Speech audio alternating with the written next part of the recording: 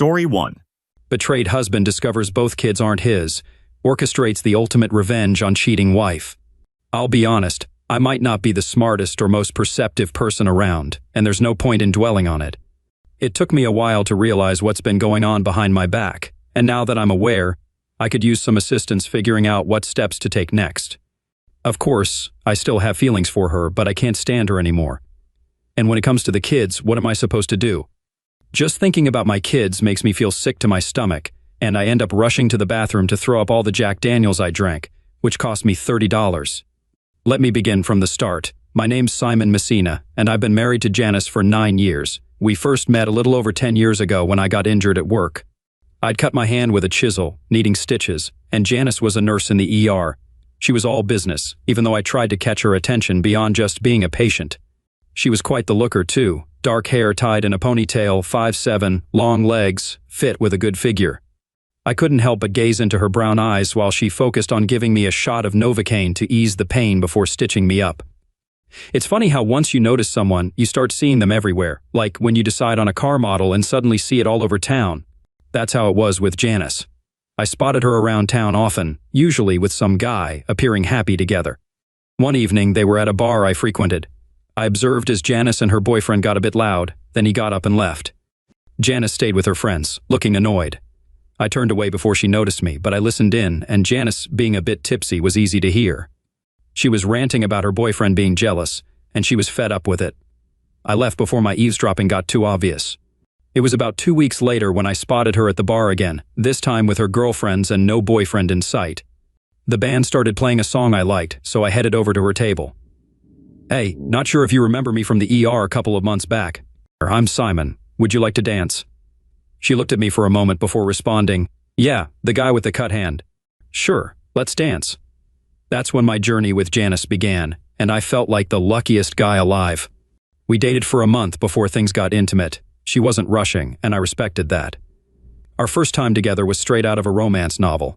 We had a lovely dinner at an Italian restaurant, indulging in delicious pasta, 2 bottles of good wine, and tiramisu for dessert.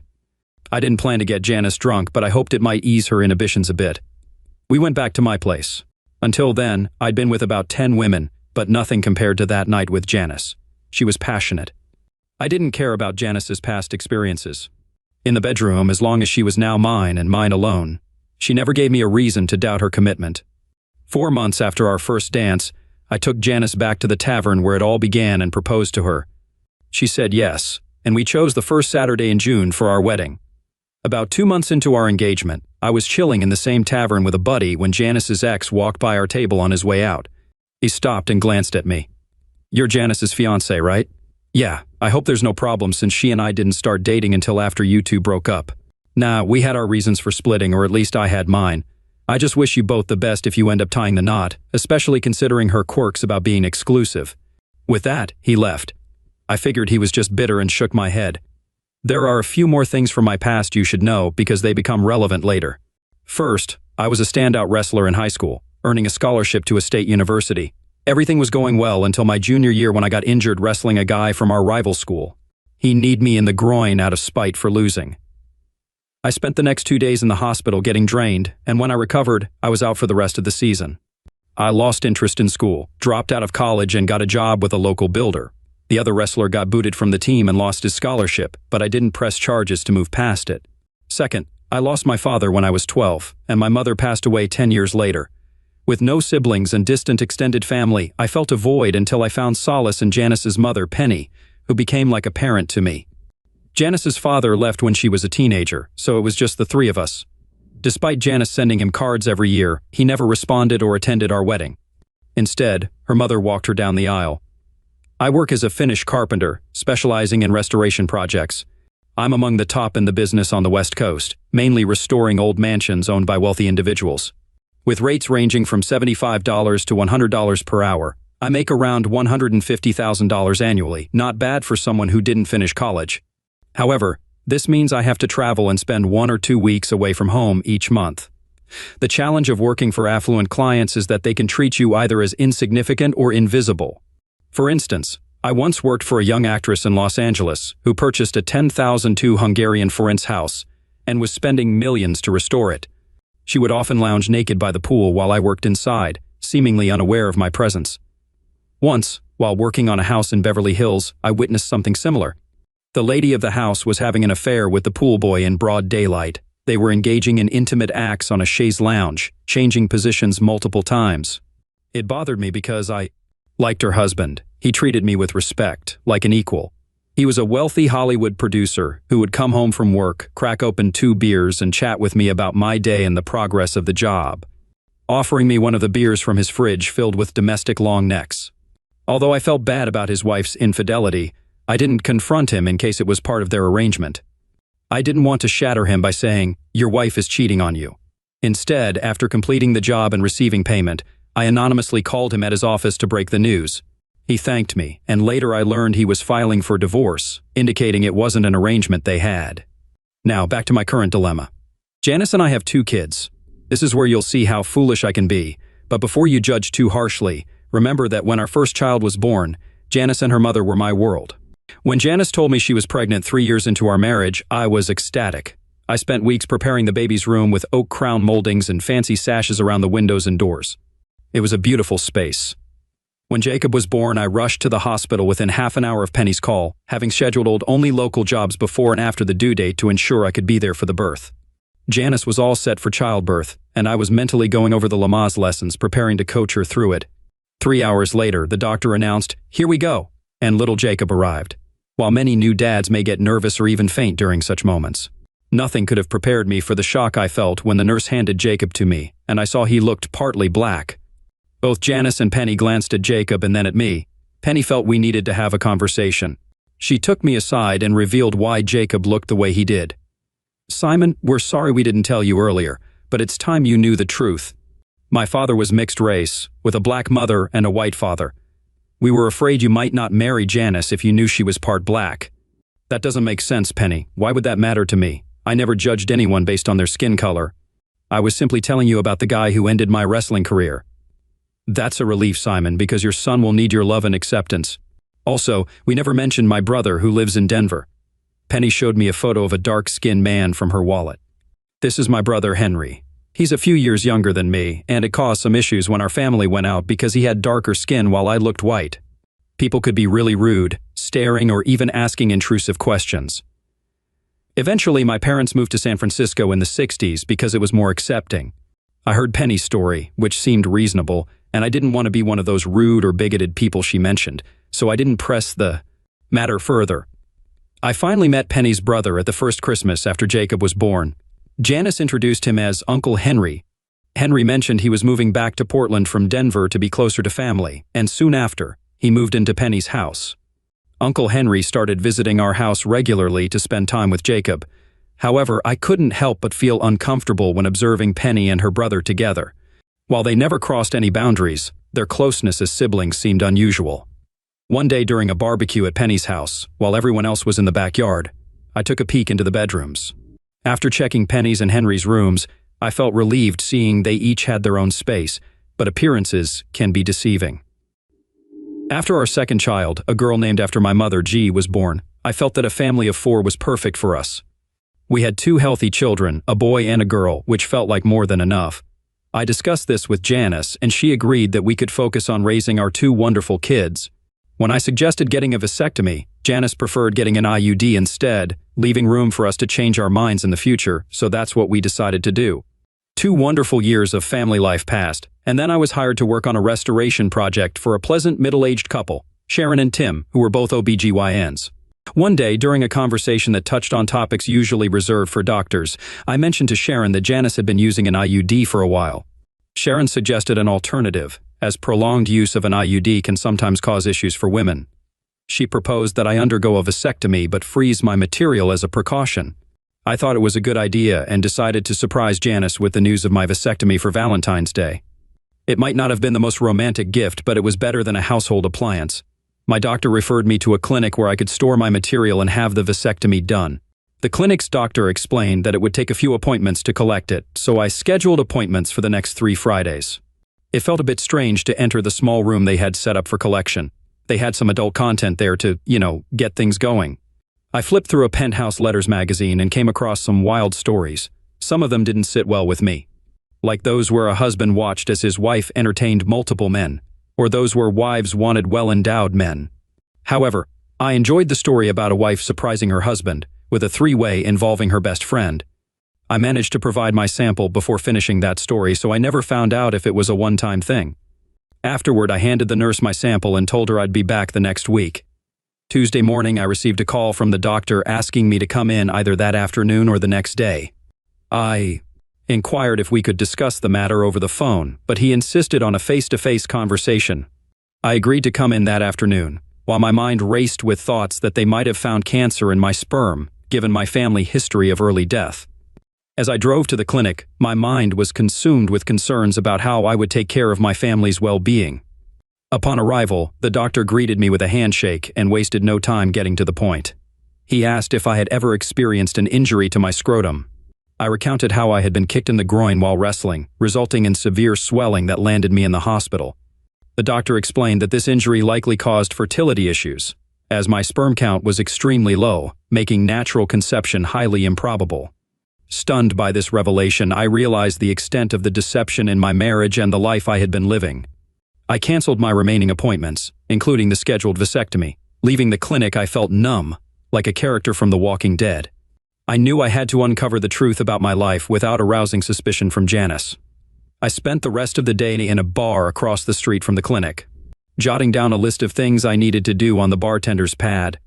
After finishing my drink, I reviewed my list: behave normally, test the kids, reach out to Fred, have a conversation with her dad, safeguard the finances, get screened for STDs, search for a new place to live, discover the truth behind everything, and get revenge. Fred is a friend of mine who had just gone through a divorce. The following morning, I woke up with a throbbing headache and began tackling the tasks on my list. Janice gave me a hard time about coming home drunk last night, but I acted like everything was fine. My first fib of the day was telling Janice that Fred was feeling down and we ended up drinking together. Later, I spent the evening in the garage, both before and after dinner, working on my tools. During dinner, I praised Janice's cooking, asked Jacob about his day at preschool, and doted on my 2-year-old daughter. The most challenging part was bedtime, when I had to pretend everything was normal, kiss Janice goodnight, and pretended to doze off. I collected saliva swabs from the kids and myself, then dropped them off at the clinic. Next, I went to the bank to open my own checking account. I called Janice and lied, saying I had an urgent repair job in Louisiana and would be away for a few days. Instead, I flew to the Keys to meet Janice's father, whom I had never met before. It struck me that I was lying more than ever before, and while it didn't feel good, it seemed necessary for now. At the airport, I called my friend Fred to discuss the possibility of my marriage going downhill. Since he was at work, we planned to chat when I got back from Florida, and he promised to keep our conversation confidential. Larry Adanos, who ran a charter fishing boat in Key Largo, was surprised by my call but agreed to meet. I flew to Miami, rented a car, stayed overnight at a hotel, and planned to drive to his marina the next day. Larry steered his boat to the dock precisely at noon. His 2 clients disembarked with their catch of fish. Larry, a handsome man standing at 5 feet 11 inches, with a slim build, gray hair, and a deep Greek fisherman's tan, scanned the area until he spotted me, likely from the Christmas card Janice sent him with our family photo. He approached me and extended his hand for a firm handshake. "Pleasure to meet you, Simon. I'm guessing this isn't just a social call," he said, getting straight to the point. I quickly explained why I'd sought him out. "Wait a sec, Penny told you that Henry was her brother?" Larry asked, trying to hide a smile. "Heck, not her brother. He's her on and off lover and the reason why our marriage fell apart. People think I'm the bad guy for leaving my family, but let me tell you why I'm here in Key Largo." Larry proceeded to share his story. Janice started playing basketball in grade school, and by high school, she was good enough to join the traveling AAU team. It was a financial strain because I insisted Penny accompany her as a chaperone. We hoped it would pay off with a college scholarship for Janice. So I stayed home and worked extra hours while Janice and Penny spent at least 2 weekends away each month. I wasn't initially concerned about Penny being away because I trusted Janice and assumed she would alert me if her mom showed any inappropriate interest in one of the dads. And for the first year, everything seemed fine. But things took a turn in the second year. The boys and girls elite team started traveling together more frequently, sometimes twice a month. Janice took an interest in one of the boys on their elite team named Henry Bishop Jr., to distinguish him from his father, Henry Bishop Sr. Can you see where this is going, Simon? Henry Sr. was on the road with the boys' team as a chaperone, and it turned out the Adanos women caught the eye of the Bishop men. The Bishops had a thing for white women. It turns out Bishop Sr.'s mom was white, as was Bishop Jr.'s. I eventually discovered that every night while traveling, Jr. would visit Janice's room while Penny spent the night with Sr. It seemed like a sweet deal until another parent took pity on me and tipped me off. I hired a private investigator and gathered evidence while they were out of town. By the time they returned, I had moved into the spare room, and Penny was served with divorce papers that week. Penny tried to convince me it had only happened twice, but that was a lie, so I went through with the divorce. What hurt the most was Janice's betrayal. I thought we had a good relationship, but apparently, she preferred her boyfriend's Johnson. So I left Oregon, moved here, and never looked back. I probably stared at Larry with a dazed expression, trying to understand how I ended up in such a mess. He looked at me and continued his story without much sympathy. When I saw the Christmas card with your family photo and the 2 kids that didn't resemble you, I made some calls to my friends out west. They did some digging and told me what they found. Sorry to break it to you, Simon, but chances are your 2 kids are Henry Jr.'s. I don't get it, Larry. If she's involved with this Henry guy, why didn't she just marry him instead of me? Because, my boy, both Henrys have a knack for trouble and ending up in jail. The first time Henry Jr. got caught selling drugs to an undercover cop, he was only 20, a college sophomore on a basketball scholarship. But like father, like son, just like Henry Sr. Jr. Always wanted more money, cars, women, you name it. He ended up serving 7 years because he didn't cooperate and had an illegal tool when he got busted. My sources found out he was released from prison about a year before your son was born. He messed up again before Jacob was born, did another stint for a felony offense and went back in for 18 months. He probably got out just in time to get Janice pregnant with your little girl. I could have stepped in once I found out what was happening, but I chose to stay out of it. I didn't know you, and it didn't seem like my place to interfere. I just assumed you were okay with everything. Nope, not okay at all. I can't believe how foolish I've been for the past 4 years. How could I have been so naive? You're not foolish, Simon. You were just in love, and my awful ex-wife took advantage of that. From what I've heard, you're a talented carpenter with a thriving business. That takes intelligence. Let me tell you what I've learned from years of taking supposedly smart people out fishing on my boat. Most of them only know 1 or 2 things well, and that's it. They use that knowledge like a shield. My ex and daughter exploited your trust in them as family and your trusting nature. Plus, you were deceived by an expert. Let me explain. Penny swore she had only been with Henry twice. I didn't believe her, so she agreed to take a lie detector test. She passed it. The examiner asked the question multiple times, and the results were consistent. Penny was telling the truth. But something didn't sit right with me, so I asked Janice to take the test. Penny was livid, calling me names for putting my daughter through that. Janice clearly didn't have Penny's skill, and when she took the test, it revealed that the 2 couples had been involved for 5 months. Consider that a lesson. If they ever offer to take a test to prove they're telling the truth, don't trust it. I thanked Larry for the insight.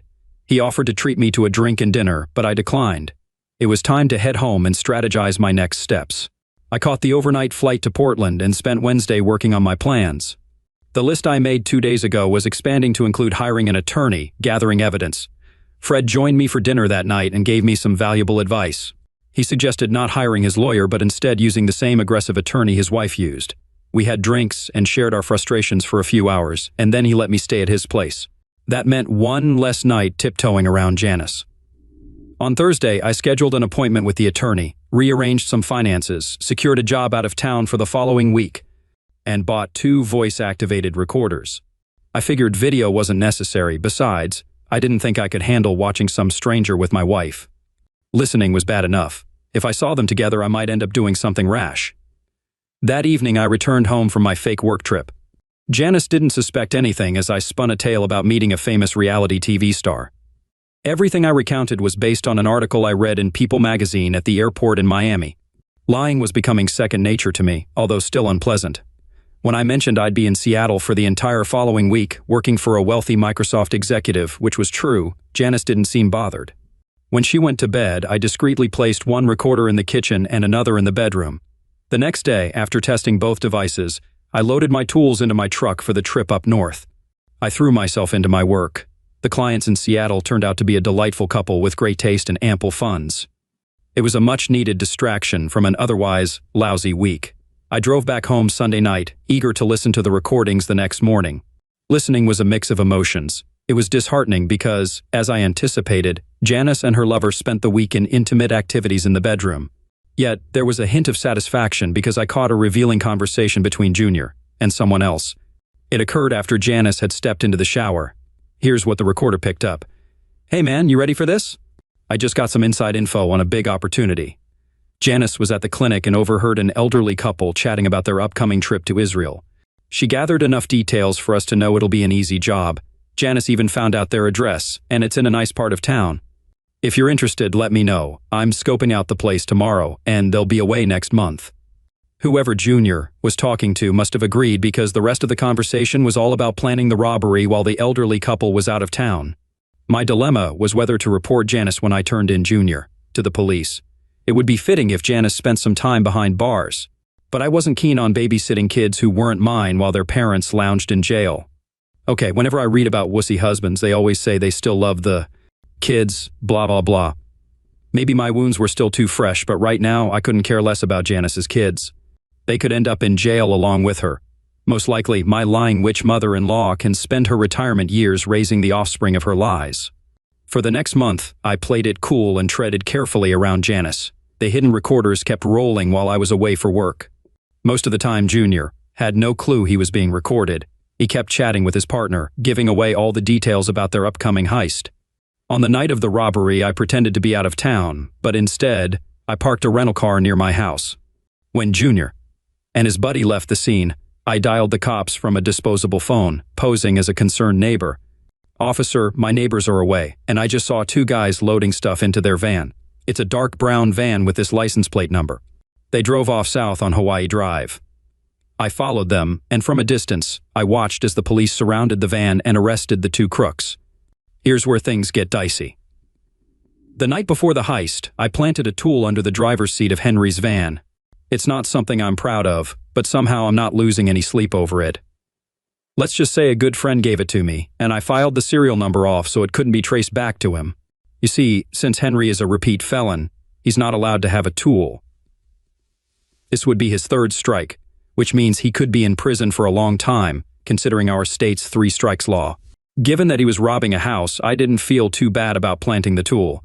It was just a precaution to ensure he wouldn't get off with a lighter sentence. Phase 1 of my revenge was done. When I got home the next day, Janice was in tears in the den. Her mom was consoling her on the couch, and Uncle Henry was in my favorite chair, looking miserable. "What's going on, Janice? Why are you crying?" "Oh, Simon, it's terrible. A friend of mine is dying of cancer," she said, tears streaming down her face. "Mom and Uncle Henry came to help me cope because I didn't know when you'd be back." As she spoke, I realized Janice had learned how to lie from her mom. It also dawned on me that I'd never get the answers I wanted. Janice was too good at deception to give me a straight story. "Well, Janice, I hate to add to your bad news, but here are the divorce papers. We're done." I wish I had a camera to capture their reactions when I dropped the bomb. It was like something from a cheesy sitcom, with all 3 of them wide-eyed and gaping. That memory is going to stick with me. I left without saying another word, hopped in my truck, and drove southeast. Janice would get served officially the next day by someone from my lawyer's office. The copy I left her, along with a letter, was just for my own satisfaction. The letter said, "Janice, you lying witch, my lawyer will handle our divorce. I left you the house but took everything else from our accounts except $3,000. You deal with the mortgage, bills, and all that, not my problem anymore. I know those kids aren't mine. I'll miss them, but I can't look at them without thinking about how you got pregnant. Maybe Henry can help support his 2 kids by selling himself in prison. It's in your best interest not to contest the divorce terms. I'd hate to see your kids with both parents in jail, raised by your mom and Uncle Henry. Yes, I know you told Junior about that old couple's trip. If Henry doesn't rat you out, and if you don't agree to my terms, I'll call the cops and tell them to check the clinic records to find out who spilled the beans about the couple's schedule. Trust me, I'll do it without blinking and have a good laugh while I'm at it. Don't even consider reaching out to me in any way. After everything I found out about you and your mom lately, I'd prefer chatting with a mad dog over hearing your dishonest voice again. I'd say good luck, but that'd be a lie. Go to heck, and tell your awful mother she's welcome there too." Simon, phase 2 of my revenge was done. Phase 3 would require some patience, but if things went according to plan, it would be quite amusing. Over the past month, I managed to buy 2 colonies of carpenter ants online. It's surprising what you can purchase on the internet these days. On a visit to Penny's house, I sneaked down to her basement and discreetly placed the ant colonies in hidden spots. Over the next few years, the ants will gradually weaken the rafters and walls until the house becomes unsalvageable. Penny isn't the best at keeping her house tidy, so she'll likely never notice a thing. Did I mention that for the past 6 years, I've been footing the bill for all of Penny's utilities and household expenses? Back then, I happily paid every bill, thinking it was the least I could do for such a wonderful mother-in-law, the woman I once considered like a second parent. That was before I discovered her involvement in the scheme to deceive me. Now, because I handled the bills and the house was mortgage-free, it was simple for me to cancel her homeowner's insurance, which I did that month. No one would suspect a thing until they tried to file a claim for damages caused by the ants. Phase 4. The Sicilians say it best. Revenge is best served cold. At least it was for me. When I drove away that day in my truck, I had all the clothes, money, tools, and personal belongings necessary to start fresh. I headed to the Florida Keys, where Larry assisted me in selling my truck and buying a boat. It would take some time to establish myself in the Caribbean, but I had the means to make it happen. I packed my tools aboard my new, previously owned 34 FT motorboat and set sail for the islands. For the next 3 years, I lived aboard the boat, taking odd jobs doing finishing work on various islands. One of my former clients, a Microsoft multimillionaire, purchased a small island in the Bahamas, where I spent 4 months working on his new home. I even completed some interior rooms on 2 mega yachts owned by Saudi princes. Life in the islands is unlike anywhere else. There's a mix of working class and poor folks, a small middle class, and only a handful of wealthy individuals. Over time, I built up a good reputation among the well-off residents across different islands. Keeping my living expenses low definitely helped. After 3 years, I found myself making more money than I was spending, and let me tell you, I was having a blast. Was I meeting women? Absolutely. It's practically impossible not to down here. Many women visit the island seeking adventure. Sure, some are looking for their first native experience, but there were plenty left over for me. I stayed in touch with a few friends back in Portland, especially Fred, who had patched things up with his ex-wife. I made it clear to all my friends not to spill the beans about my whereabouts to Janice or give her my cell number. During the 2nd year of my island escape, I convinced Fred and his wife Emily to join me in St. Martin for a week on my boat. I was excited to catch up with an old friend. Imagine my surprise when I arrived at the dock to pick them up and found Janice standing there with them. She looked stunning. Even in her mid-30 seconds, she had the body of a 20-year-old, flaunting it in a bikini top and Daisy Dukes. I halted the boat about 40 feet from the dock and reversed another 100 feet before cutting the engine. Right on cue, my cell phone rang. It was Fred. "Fred, what's going on? Why did you bring her here?" "Simon, it's not my fault. Janice has been pestering Emily for information about you. When she learned about our trip, she practically forced Emily to bring her along. Emily made it clear that if I didn't agree, I wouldn't get any action for the next year. Fred, you held up your end of the deal, so at least you won't be stuck solo for the next year. But you're not joining us on the boat this week. My bad. You might want to head back home, or if you're staying, try the casino hotel. They're usually not busy this time of year." Later, as I ended the call, I could hear yelling from the dock. It seemed like both Emily and Janice were about to blow a gasket. I called down to Kelly in the boat's galley. "Hey Kelly, mind coming up on deck?" Kelly, a schoolteacher I met last year at a party thrown by my Microsoft client, was spending her summer break cruising the islands with me. And let me tell you, she's drop-dead gorgeous. We were just friends with benefits, though. She was bound to marry a millionaire someday, but for now, she was enjoying her 20 seconds to the fullest. A week later, Fred sent me an email apologizing and saying he understood my actions completely. He and Emily stayed on the island for the week, but Janice flew back home after spending the rest of the day in tears. So maybe that was phase 4. And perhaps after that scene, you, the reader, might think I was done. But I wasn't. Like they say, revenge is best served cold. It was my 4th year in the Caribbean, and I was doing a remodeling job in St. Bart's for a wealthy French family. I know some Americans have issues with the French, but my experience has been quite positive. I've taken the time to learn some French, and my attempts at conversation have been appreciated by those I've met. The job was going to take me at least a month, and the owners went back home after the first week. 2 days later, their daughter arrived. The moment I saw her, my heart and mind were captivated. I don't know what the French call it, but my Italian mother would say I was thunderstruck. What's more, as this young lady set down her suitcases, she looked at me and gave a smile with both her lips and her eyes. "Hello, Mr. Messina. My parents warned me you would be here working, but assured me it would be fine as long as I stayed out of your way." I was tempted to reply that all I wanted was for her to be in my way. "Excuse me, miss, you know my name, but I don't know yours. My parents didn't inform you that I was expected." "No, I'm afraid not." "Then I'm sorry. My name is Simone. If you prefer, I can get a room in town while you work. It wouldn't be too much trouble. Please feel free to stay here. Your parents were fine staying in the house while I worked, unless the noise bothers you. I've been staying in the guest house, but I can go back to my boat at the marina if you'd rather. My parents said you were polite, and they wouldn't have let me come if they were worried. Please keep using the guest house. I'll feel better knowing a gentleman is nearby." The following weeks were like a dream. Simone fit the classic Frenchwoman stereotype from the movies I've seen. She's 5 feet 4 inches with small breasts that suit her slim figure, short black hair reminiscent of Audrey Tautou from Amélie. She moved gracefully like a dancer.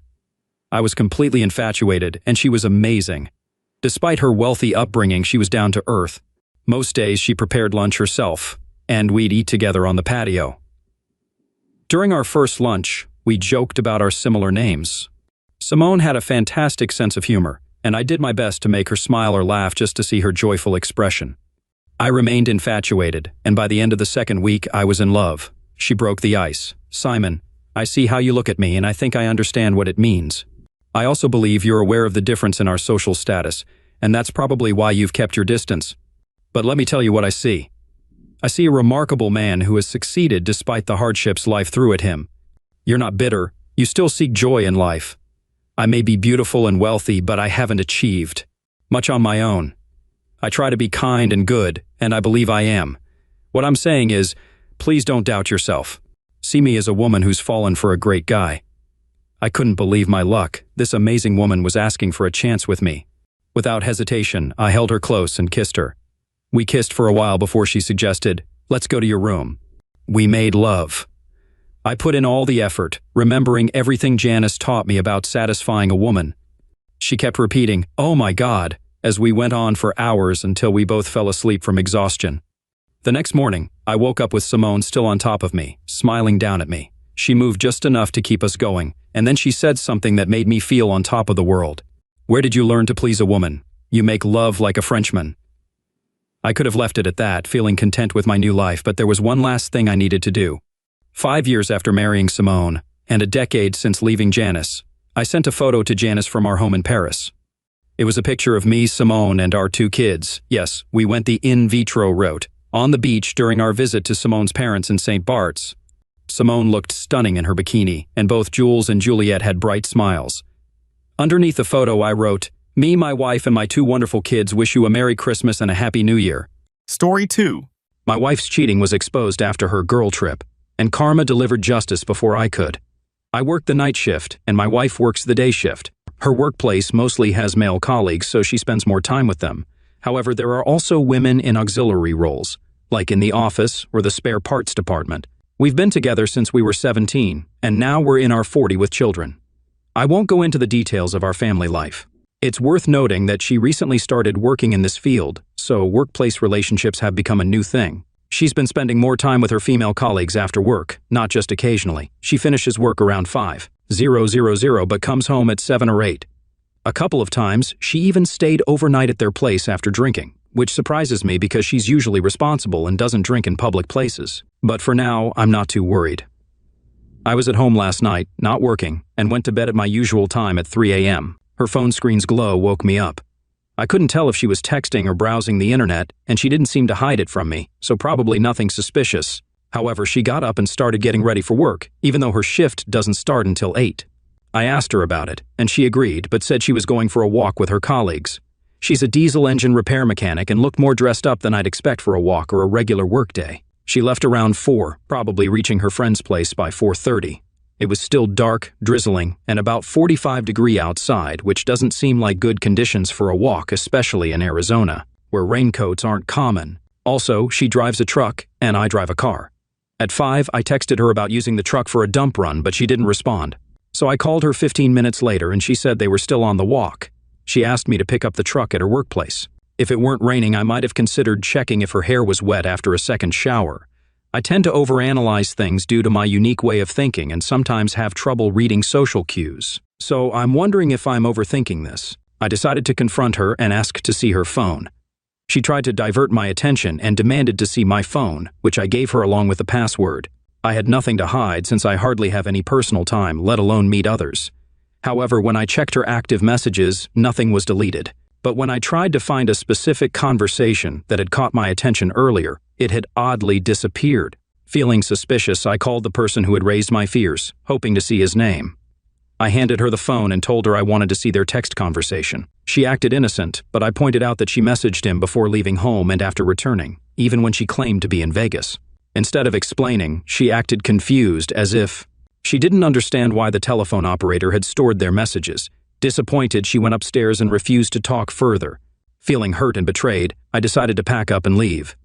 I informed her of my intentions and left after packing my things. Now let me share what I learned from the police investigator about the confrontation. Firstly, he emphasized that for minor offenses, the guilty party rarely fully admits it. Even if they confess in one instance, they often withhold important details, so it's unrealistic to expect a complete admission, especially in cases of ongoing infidelity. When you find yourself in such a situation, it's a major breach of trust, and you might need to consider legal action or making a significant decision. You're essentially looking for more information to use later. He also advises starting a confrontation by suggesting you have more information than they think and encouraging them to talk. The truth is the only valuable thing in this situation, so don't reveal the extent of your knowledge. Treat it like a high-stakes poker game and don't show your hand. He also noted that despite searching her phone, don't expect to find anything. It's likely well hidden or already deleted. Unless they lack intelligence, perpetrators tend to conceal evidence, anticipating a confrontation. Your job is to establish the absence of text messages and call logs to provide evidence. It's crucial to obtain records of text messages and calls from your telecom operator and check for gaps in dates and times. Lack of communication with a specific person suggests they were together in these moments. Make them believe you have the information while concealing its limitations. Obtaining direct evidence of their wrongdoing is often challenging. During a confrontation, demand access to their phone. They will likely resist and demand to see your phone, making similar accusations. Be prepared for them to stare at you. My wife reacted the same way when I asked. She claimed not to know my password and insisted I reveal it. Remember that guilty parties fear being discovered and are more concerned about what you might find on their phone than what they might find on yours. Pay attention to their willingness to disclose information relevant to you. In my case, my wife showed very little interest. She barely looked at the messages and didn't even check the photo gallery where questionable content is usually found. Instead, she was more focused on the phone in my hand as I casually scrolled through a list of harmless text conversations. She even said, "See, I don't know what you think I'm up to." To continue my investigation, I opened the phone app, entered the suspect's number, and tapped on the SMS icon. To my surprise, there were no messages. I went back to the contact and showed it to her, asking about the missing messages. She replied that they never communicated. I disagreed and informed her that in just the past month she had exchanged over 900 messages with him. I pressed her to reveal where those messages had gone.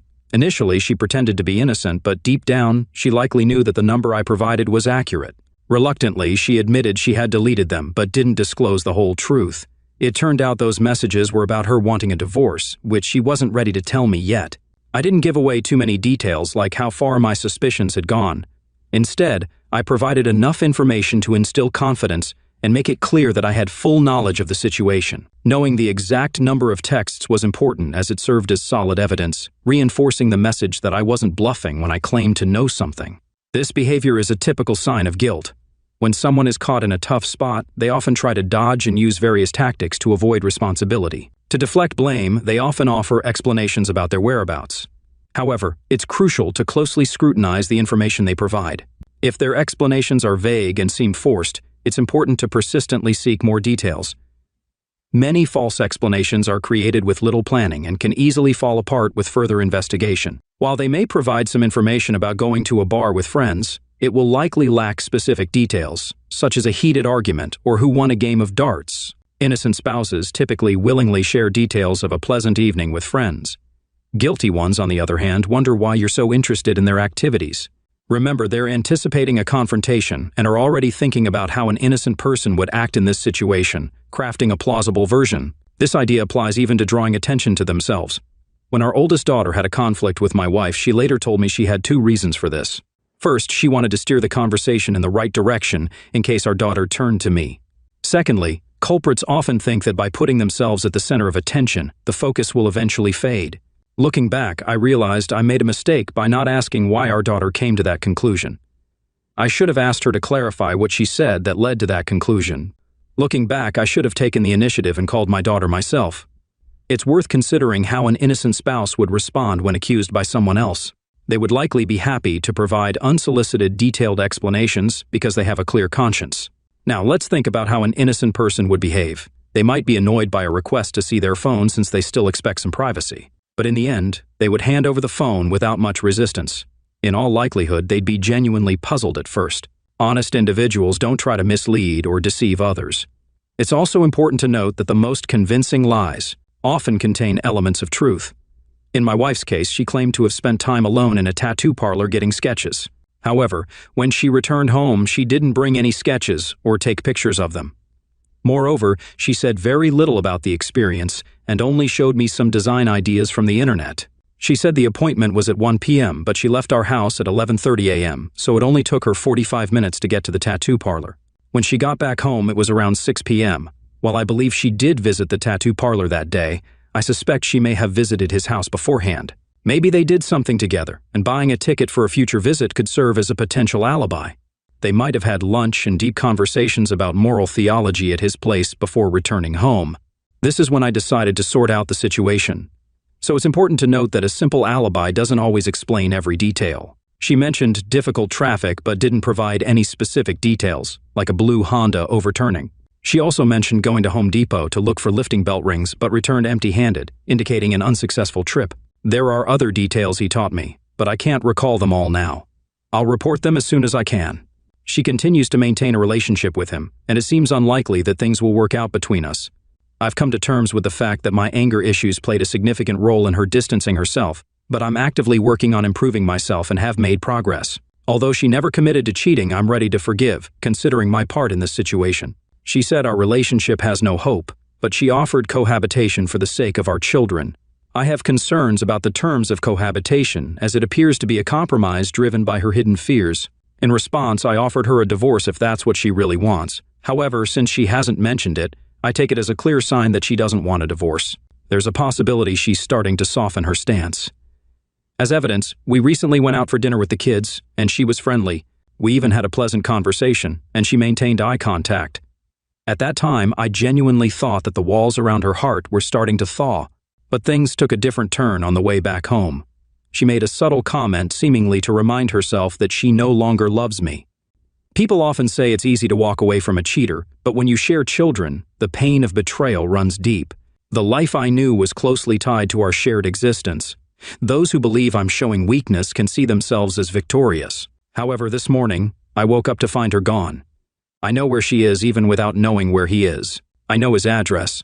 I took some photos of her truck in his garage earlier, although I'm not quite sure why I felt the need to do that. Maybe it was to understand her emotional state. When I arrived at their place, I initially spotted only his car in the driveway. To my surprise, her car was nearby. Unaware of my presence, she texted me asking if we needed any household supplies like garbage bags. I replied that we were out of groceries, and using the opportunity, I asked if she could buy cream for me. While pretending to be confident about her location, I didn't react at first. Soon, I noticed him driving his car out of the driveway, and her car was parked in reverse. It was clear they left together. I walked up to the door, intending to ring the bell, but got no response. In an attempt to initiate a conversation, I messaged her asking if she had received the mentioned letter. She said she hadn't seen it, and I shared its contents with her. After that, she expressed willingness to discuss the matter later. When she texted me that she was at Costco, I immediately replied that I knew she wasn't there. About 45 minutes later, I received a message with a photo of a familiar Costco building. It was evident she had just arrived and was creating a story. Choosing not to give in to persuasion, I asked her to send a photo of her truck if she wanted me to believe her. She calmly replied that she honestly didn't care about convincing me. At that moment, I had to acknowledge her good intentions. She might have been trying to shield me from more emotional pain. Perhaps she even feared my reaction, which made me feel regretful. However, the constant lies were causing more distress than the unfiltered truth. In an effort to confirm her words, she sent me a photo of herself inside a Costco store. Despite receiving this evidence, I chose not to respond, allowing the weight of her deception to linger in silence. I'm in a state of deep internal turmoil. contemplating those moments when, in fits of anger, I contemplated leaving her and our children. Though I'm determined not to repeat such behavior, I admit that I'm now at a point where I'm ready to explore a new path to extricate myself from this situation. Yesterday, I had a consultation with an attorney, and we discussed the current situation. Following my therapist's advice, I made a deliberate choice not to rush into decisions while my emotions are still running high. Instead, I opted to wait and carefully consider the available options. Currently, my soon-to-be ex-wife and I continue to live together for the sake of our children. It's not an easy arrangement, as I often feel financially burdened supporting the household while she's involved with another man. Adding to the complexity, she maintains a separate group chat with our kids, using it to share false information, like going out drinking with someone named Maria at 4:00 a.m. I realized she'd have to go to work soon, with just a few hours before her shift starts. Given that bars are typically closed at this time, it became evident that her recent claims of going out for drinks were mere fiction. I'm even more concerned about how these lies affect our youngest child, who, as it turns out, has autism with a high level of functioning. He tends to look up information about the opening hours of various establishments, like bars or gyms. They're starting to catch her in a web of deceit. If she can continue deceiving me without consequences, the repercussions of her dishonesty now extend to our children. But after a few quiet nights, I've reached a point where her actions no longer keep me awake at night. I've already consulted with a lawyer who informed me that with shared custody, the alimony I'll have to pay amounts to only $142 a month. My wife doesn't want to sell our family home, and it's evident that she can't buy it from me or acquire it on her own. However, according to my lawyer, if I decide to sell the house, then it will indeed be sold. This realization puts me in a somewhat challenging position. I have considerably more savings than she does, which puts my property at risk of being divided equally. Nevertheless, there are some investments and shares in the company that haven't fully matured yet. The lawyer assures me that these assets can be protected because there's still some ambiguity surrounding them. Furthermore, the lawyer suggested I could safeguard all my assets by using the house as leverage in negotiations. If I decide to contribute only half of the house payments until our children reach adulthood in 5 years, I can negotiate an equal share of future assets. By using this as a trump card, I can preserve my savings. So the situation has effectively turned into a real estate transaction. On a personal level, I have to admit that I succumbed to the stress of sleep deprivation and overwhelming grief, which led me to attempt reconciliation with an unfaithful wife. I began begging her desperately as a person lacking self-respect. About 2 weeks ago, I reached a breaking point and had to leave work early because I couldn't concentrate properly. At that moment, I hoped her car would still be parked outside the house, and that maybe a spark of affection for me would rekindle in her heart. Looking back, I now understand how crucial it is in such circumstances never to let myself appear as a fool. I tried to initiate a conversation with her, but my efforts were futile, and I couldn't help but feel pitiful. It seemed my pleas went unanswered. Sunday came and went, and I had no particular place to be. I informed her that I wouldn't be home until the workday started, giving her the opportunity to be with the kids while I was away. After buying pizza for the kids, she left again.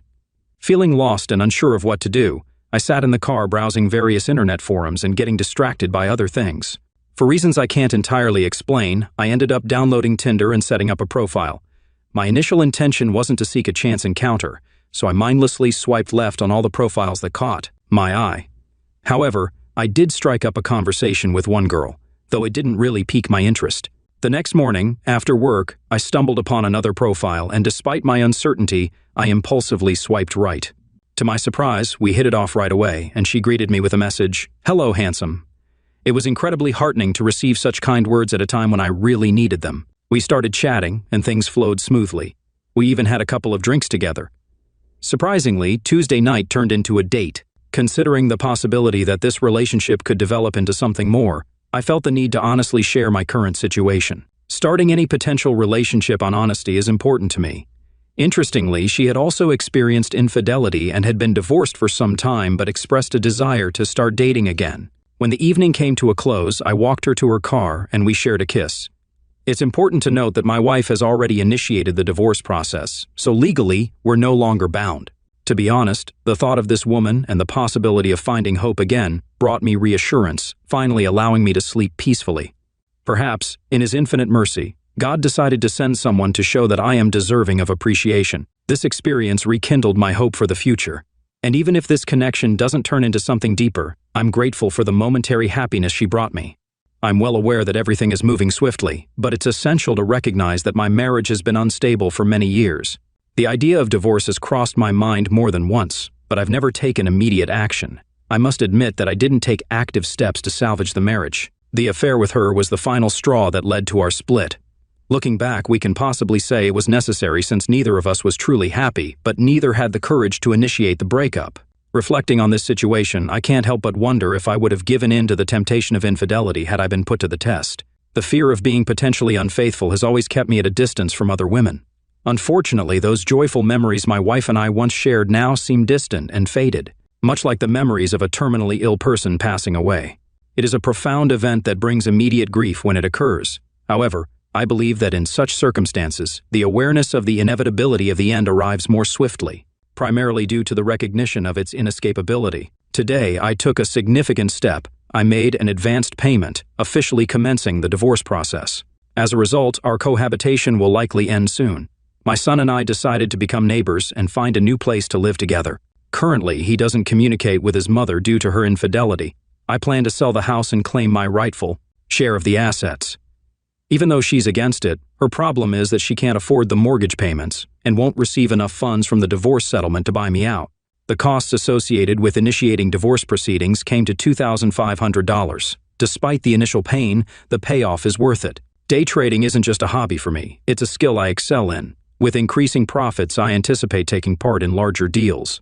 Furthermore, I've long desired to own a 1979 Fiat Spider convertible, a dream I could never justify as a responsible married man.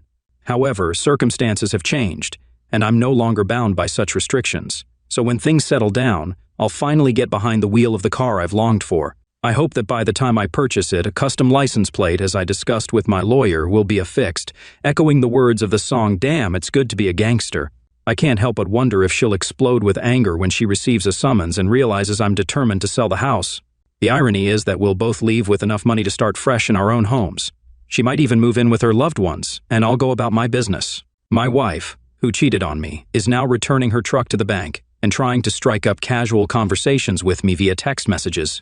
However, I've managed to maintain a neutral and unresponsive attitude toward her, often choosing to ignore her messages. She recently messaged me about evaporative coolers at Home Depot. It reminded me of our unsuccessful attempt to buy one during a winter sale. She also inquired about when I'd return home, mentioned that we'd be living in separate rooms, and even wished me a good time at the water park tomorrow. It was a trip I'd planned to take with the kids.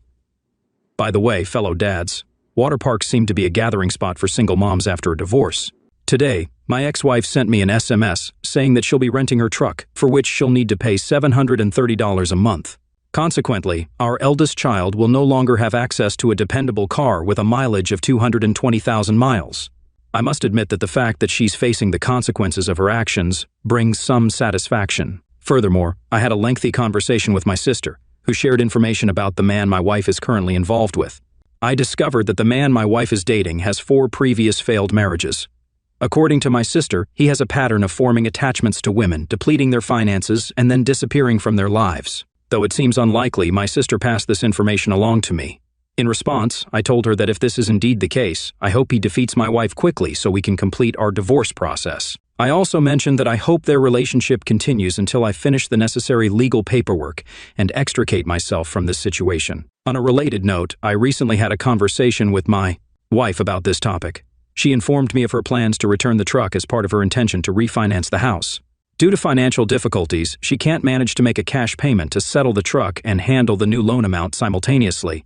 Interestingly, this aligns with my own plan, which involved moving out of our shared house. She was aware that I was searching for a new residence and had no intention of staying in a house where she was freely engaging in an extramarital affair. I informed her that I intended to transfer ownership of the house to her, but I demanded a buyout. I have various liquid assets that she has to relinquish in order to obtain my share. Despite the substantial sum, it still falls short of my required amount. The potential cost of a swift departure still seems minor. I aim to settle this matter while she remains cooperative. Experience has shown that with time and increasing physical separation, people tend to undervalue the importance of an equitable division. Even though she expressed dissatisfaction about not receiving a portion of the liquid assets, I assured her that she would have full ownership of the house and could do with it as she saw fit. Whether that meant keeping it until our children grow up or inviting her boyfriend to live there, the decision is hers to make. Nevertheless, I remain cautious and watchful. Tomorrow marks an important moment for me. I'm purchasing a new home and getting the necessary legal documents drawn up by my lawyer. Those who have known my life routine know that my ex-wife, with whom I've spent 19 years, decided to have an affair, which I discovered back in March. Initially, I attempted a futile and desperate choose me dance to salvage the relationship. But after consulting with a psychologist, I realized that my life would ultimately improve without her presence. As a result, I found a rented house conveniently located within walking distance of our current home, allowing our children the freedom to come and go as they pleased. To simplify my schedule and ensure easy pickup and drop-off of the children from school, I decided to switch work shifts. The move is set to happen tomorrow, as I've already received the keys to our new home. In addition, I've arranged for the utilities to be connected. Fortunately, I'm financially stable and can afford this new venture. I should mention that I have an appointment with a lawyer to process the divorce documents. My future ex-wife and I reached an agreement via email, and the lawyer will use this agreement as a template for the legal documents. If all goes well, we'll be able to sign everything during the meeting and then patiently wait for the required waiting period. If things progress smoothly, I expect to receive a divorce decree sometime in late June or early July. It may not be as much as I'd like, but I believe my mental well-being is worth it. Regarding my job, I still have a few restricted shares, the rights to, which will vest in the future. Fortunately, our agreement states that my future ex-wife waives any claim to these shares. If I choose to stay in my current position, these shares can be quite valuable. Given the ongoing support I receive from the company, including 30 days of leave and short-term disability benefits, I see no reason to leave. All this experience has solidified my loyalty to the employer. Thankfully, my future ex-wife has a well-paying job that surpasses the poverty line, which means I won't be obligated to pay spousal support. Additionally, with equal custody rights and my coverage of the children's medical, dental, and vision insurance costs, my alimony obligations amount to only $142 per month for less than 60 months. We are currently discussing the possibility of waiving this commitment. Looking ahead, I can say that in 5 years, once the children have grown up, I'll have accumulated enough savings to retire abroad at the age of 47 instead of working in the USA until I'm 70. Feeling trapped in my marriage, I realized that I was squandering money on extravagant houses and unnecessary material possessions that held little true value for me. In a way, living on the other side of the world from my future ex-wife has presented an unexpected advantage. While my heart may be broken at the end of this relationship, I don't want it to define me or rob me of the ability to love. I believe there's a special person out there to whom I'll eventually entrust my heart, even if it means becoming vulnerable again. Love and hope are incredibly powerful forces that should never fade, even in the face of betrayal by a cheating spouse. In such times, I find comfort in a quote I'd like to share with you. However, we do not look back for a long time. We continue to move forward, opening new doors and embracing new experiences. Our curiosity propels us onto uncharted paths. This serves as a reminder not to dwell on the past for too long, but to focus on moving forward, discovering new opportunities, and embracing the unknown. Curiosity becomes our guiding light, leading us to fresh and exciting journeys in life. Having made the decision to start anew, I'm taking steps to fulfill my wish list, and in a few hours, I'll embark on a journey abroad. Since July is dedicated to self-discovery, I've planned a trip to Thailand. As I navigate the waters of singledom again, it's crucial for me to reconnect with forgotten aspects of myself. At this stage, I'm actively seeking new experiences and adding them to my ever-expanding list.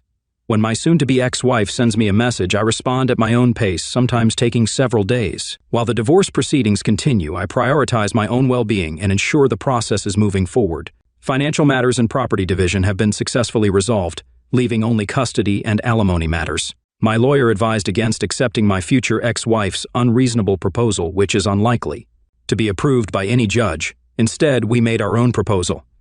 In my proposal, I emphasized that our children are now at an age where they can express their preferences regarding custody arrangements. I've also secured a residence within walking distance of my future ex-wife's home to make it convenient for the children to visit. It's worth noting that after I moved, she wasted no time in relocating her lover to a new residence. If this situation initially bothered me, I now find it somewhat comical, almost like a cliché.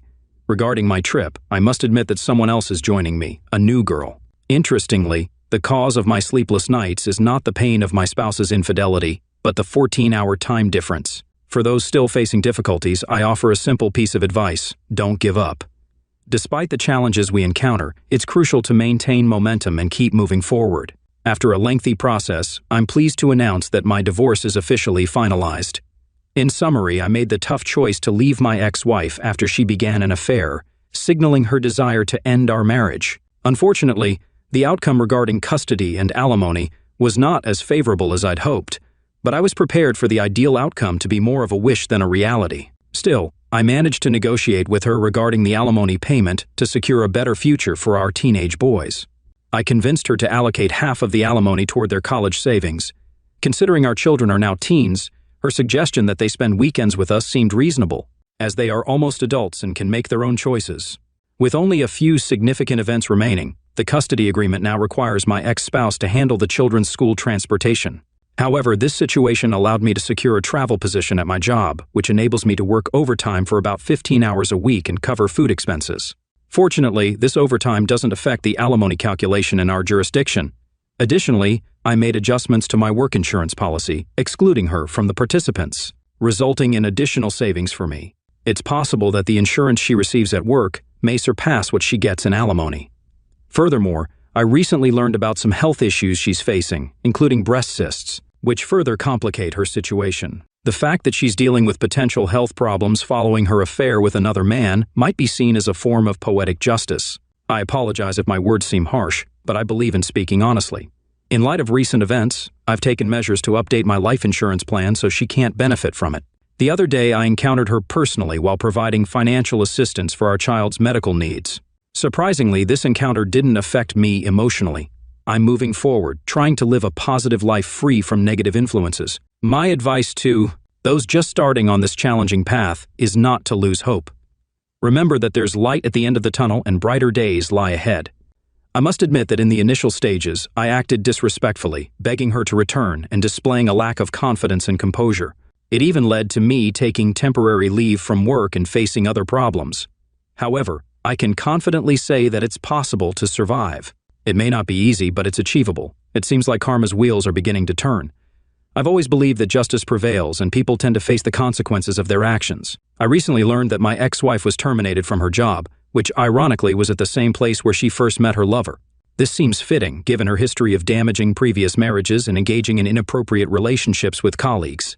Considering her past actions, it's possible the circumstances were viewed differently. Yes, it's true she had 2 affairs, and it turns out her partner was also married. Later, I found out she was diagnosed with breast cancer and is now undergoing treatment. Having lost her job, she's barely making ends meet. It also came to light that her older lover persuaded her to sell the house and disappeared with the money. While the children say she's in an emotional breakdown, I can't find sympathy for her. She chose this path for herself. While she slowly faces the consequences, I'm building a new relationship with a woman who values and loves me. Story 3. My cheating ex has no clue I discovered her affair. I ghosted her suddenly and without warning. Soon-to-be ex doesn't know I caught her cheating. Not sure why she keeps me around. My girlfriend of 3 years has been cheating on me for months. I confirmed evidence in video, photos, and messages. She has 2 relationships, 2 boyfriends. I'm not sure if the other guy knows either. I'm not hurt or angry. It's only been a week since knowing, and she suspects nothing and treats me as a boyfriend. There's one thing we are tied into right now financially, and I'm trying to get out of it, which will take time. Her family knows about the other guy and hid him from me. I'm just trying to understand why she hasn't left me. I don't owe her anything and she owes me nothing. She doesn't receive money from me or vice versa. All I provide is the boyfriend part. There's no point in being in a relationship with her, and yet she lies to me through her teeth to continue the relationship as if I'm the only guy. I don't understand why she needs me. Advice needed. Ask for advice, and you'll get it. First up, look for the term cake eaters. You will have your answer. Next piece of advice, you don't think that she gets some kind of joy thinking that she's outsmarting you and maybe the other guy too? Go replied, I believe so. I can't find any other reason besides her being selfish and enjoying the non-consensual double boyfriend idea. Someone else adds, she's trying to keep you as a backup plan if things don't work out while she tries to find something better. She wants to explore her options, but wants to make sure that she still has you, which is not fair to you at all. I say start cutting her out of your life and stop doing any of the things you do for her. Make plans without her. Stop doing the little things. Don't tell her about your day. Don't be a jerk, but don't show that you care about her anymore. Remove her from your life, and same for her family. Anything you've done for her, if possible, undo it. They're not worth your effort. Ah, yeah, there's truth to the comments here, OP. Some cheaters get a kick out of the secrecy. Cheaters think they're so smart. It's all about the ego boost they need to feed. OS update. This post is an update on my previous post since there were comments on an update. Yes, I did confront her, but I didn't tell her that I knew. Instead, I asked her questions about if she loved me, if she would ever hurt me, etc. I did it in a way where she wouldn't notice, and she didn't at the moment. I even asked her about showing some photos at these events where the other boyfriend was at, and she did, but not from the gallery or photo app, just the pictures she would want me to see. Zero hesitation. She kept lying but said something that stuck to me. She said I deserve better out of nowhere, and I asked if I deserve better, should I leave? She said no, you deserve better, but I don't want you to leave. I recorded half of the conversation. I kissed her on the cheek. I always kissed her on the mouth, and she noticed I was off just from this. But I said I was sick. Asked her to fix this financial situation. I already fixed it, not tied to her anymore, and told her to let me know when she got home. She didn't, and I blocked her from there on everything. There was no point for me to confront her. She would have lied more, gaslit me, or worse, got angry at me. She knew what she was doing and still wanted me around. She has no heart and admitted she was selfish, hid things, and thought all men are trash, which she said herself. She considered herself a feminist that day, but she isn't like this. I believe she fought with her other boyfriend, so she was upset since I did some last-minute scooping on social media before blocking. Funny how she comes to me. I'm not hurt nor heartbroken. This has not changed my opinion on women in relationships. It was long-term relationships who I did want to progress. However, I'm happy that I found out before anything. All her actions are red flags. Cover-ups made sense to why sometimes I felt miserable and misunderstood. I feel relieved that I was not wrong in how my gut felt sometimes with her. She gave me bad energy while I always carried positive energy. I learned a lot and picked up a quote that made sense. The reality is, if people want to cheat, they're going to cheat, and there's nothing you can do about it. Weak, insecure, and disloyal people cheat. Strong, confident, loyal, and healthy people communicate like adults to work things out when their needs aren't being met, or they're unhappy. Coach Corey Wayne. She never communicated her issues, I did. I hope this post may be a helpful tip or information for any of you, and I wish you the best of luck. Let's see what the community thinks. First up, it's funny how the old ghost and walk away and never look back work so well with cheaters, because no matter how you look at it, they know exactly why they got ghosted. The realization will hit them when they find nothing goes through. The calls go straight to no answer, and they can't see your socials anymore. It's all the message that they need, and you know the first thought through their head will be, oh. Confronting is for Hallmark movies and soppy internet memes. When someone knows what they have done, the betrayed owe it to themselves to just simply ghost, walk away, and never look back. It's the best option. Someone else adds, no need to confront her, but you should let the other guy know. He deserves the agency to make decisions based on the truth, just the same as you did. The OP replies, I think he knew. His goal was to take him from her. What I captured and saw, however, he didn't know she was still with, officially me, while dating him officially and becoming exclusive. She didn't want to lose both sides. I have zero intention of letting him. No, he will find out, and he will cause problems for her. Another user adds, the instant she told you that you deserve better was your opening to ask her why she is saying that. She might have broken in that instant, honestly. But you did not take the opportunity she was giving you. You picked the wrong partner once again, and it will keep happening until you finally learn to find out who it really is you're dating. Trust is mostly fine, but way better with simply verifying if it is actually true or not. I bet she has cheated in the past, and it is who she has always been and done. Ghosting her was exactly the thing to do. Now work on fixing your broken partner picker. The OP replies, nope. I did ask her why she said that, and I got the same exact thing that I expected to hear, a lie. I don't have to reference it here since it's not important. I did choose the wrong girl to be with. I said there were red flags and things I noticed, to which I asked her, and I always got a response. She knew what she was doing, and I'm sure she's done this in the past. Gladly, she never asked for money. Small favors, but never anything big. Everything from romance to sex life was normal, as she described. Happy and comfortable. We were not sexist or fighting. It was a basic relationship that I missed seeing the signs of oddity. My gut knew, but my brain said wait and see. Now I know and will vet my partners properly after this experience. Oh, yep, there it is. She says she thinks all men are trash, so right away she thinks she can outsmart you. She definitely gets a kick out of causing pain. She's a sick person who needs to hurt other people to make herself feel better. Simple as that. I'm sorry, OP, you definitely deserve better. What do you think? Up next, some serious daddy issues. I might not be my dad's child. I don't know if this is allowed here, but I could really use some advice from this community. Background: my mom, at the very least, was emotionally cheating on my father for at least 25 years. Of my 3 biological siblings, I look odd to the point that an ex of mine said, "You're probably a milkman's baby," because my features are so drastically different than my siblings. My mom has always said that it's because I look like my great-grandmother on my grandfather's side. My mom left my dad, blaming him in entirety for her misery around 2019, saying she regretted all 28 years of their relationship. That's when they had started dating. My dad asked if she regretted having had their kids, me, and my siblings, and she didn't respond.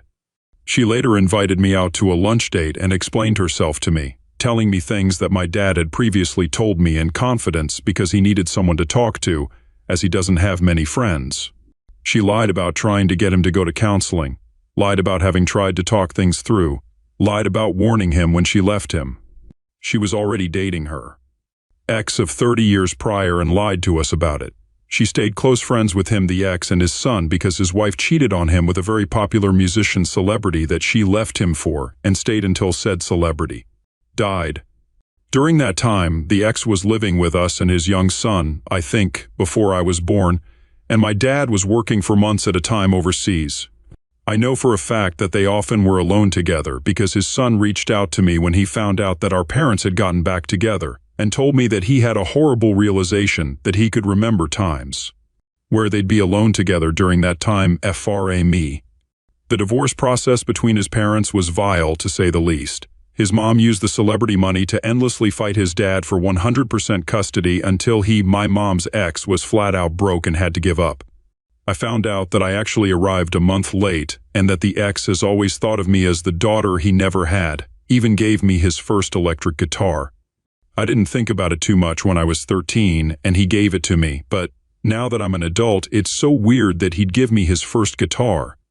Current issue: there are so many red flags that I haven't gotten to, but at a recent doctor's visit, I found out that my blood type was never on file, which could really only happen if my mom hadn't added it to my records when she had me swapped to my current doctor, as they don't have my childhood records. I asked my mom what my blood type was, and she said she didn't know. She never had my blood tested. My mom's blood type is O, meaning that it would be standard practice for my blood to be tested at birth. Another red flag to this was that my mom banned me from getting my ancestry done. She said it was because my older sister had already done it and that was good enough, even though siblings can have drastically different DNA profiles. I'm absolutely terrified that I'll find out that my dad isn't really my bio dad. I love him to death, and he's already been through so much the past 3 years because of my mom. I can't just ask my mom because she'll never give me the truth. In every situation, she's always the victim. I want to tell my dad all of this, but he's still having a hard time grappling with the fact that my mom has never been a good person and had been using him since day one for his money. If we find out that my dad isn't my bio dad, should I tell him? I'm worried about how it will affect him since his world has already been turned upside down so many times. And I'm worried that he won't want a relationship with me or resent me. I've been avoiding this for a while, and I'm wondering if I should just bother and leave it as is and not get my blood tested. I'm sorry, OP, this is some heavy information. You absolutely should tell him. OP, clearly your mother is hiding something. You and your dad have a right to know what your mother has been hiding all these years. It will just solidify the fact that your mother is a horrible person. Update: I've decided that I will be getting my blood tested and my DNA tested on the same day in about a month or two.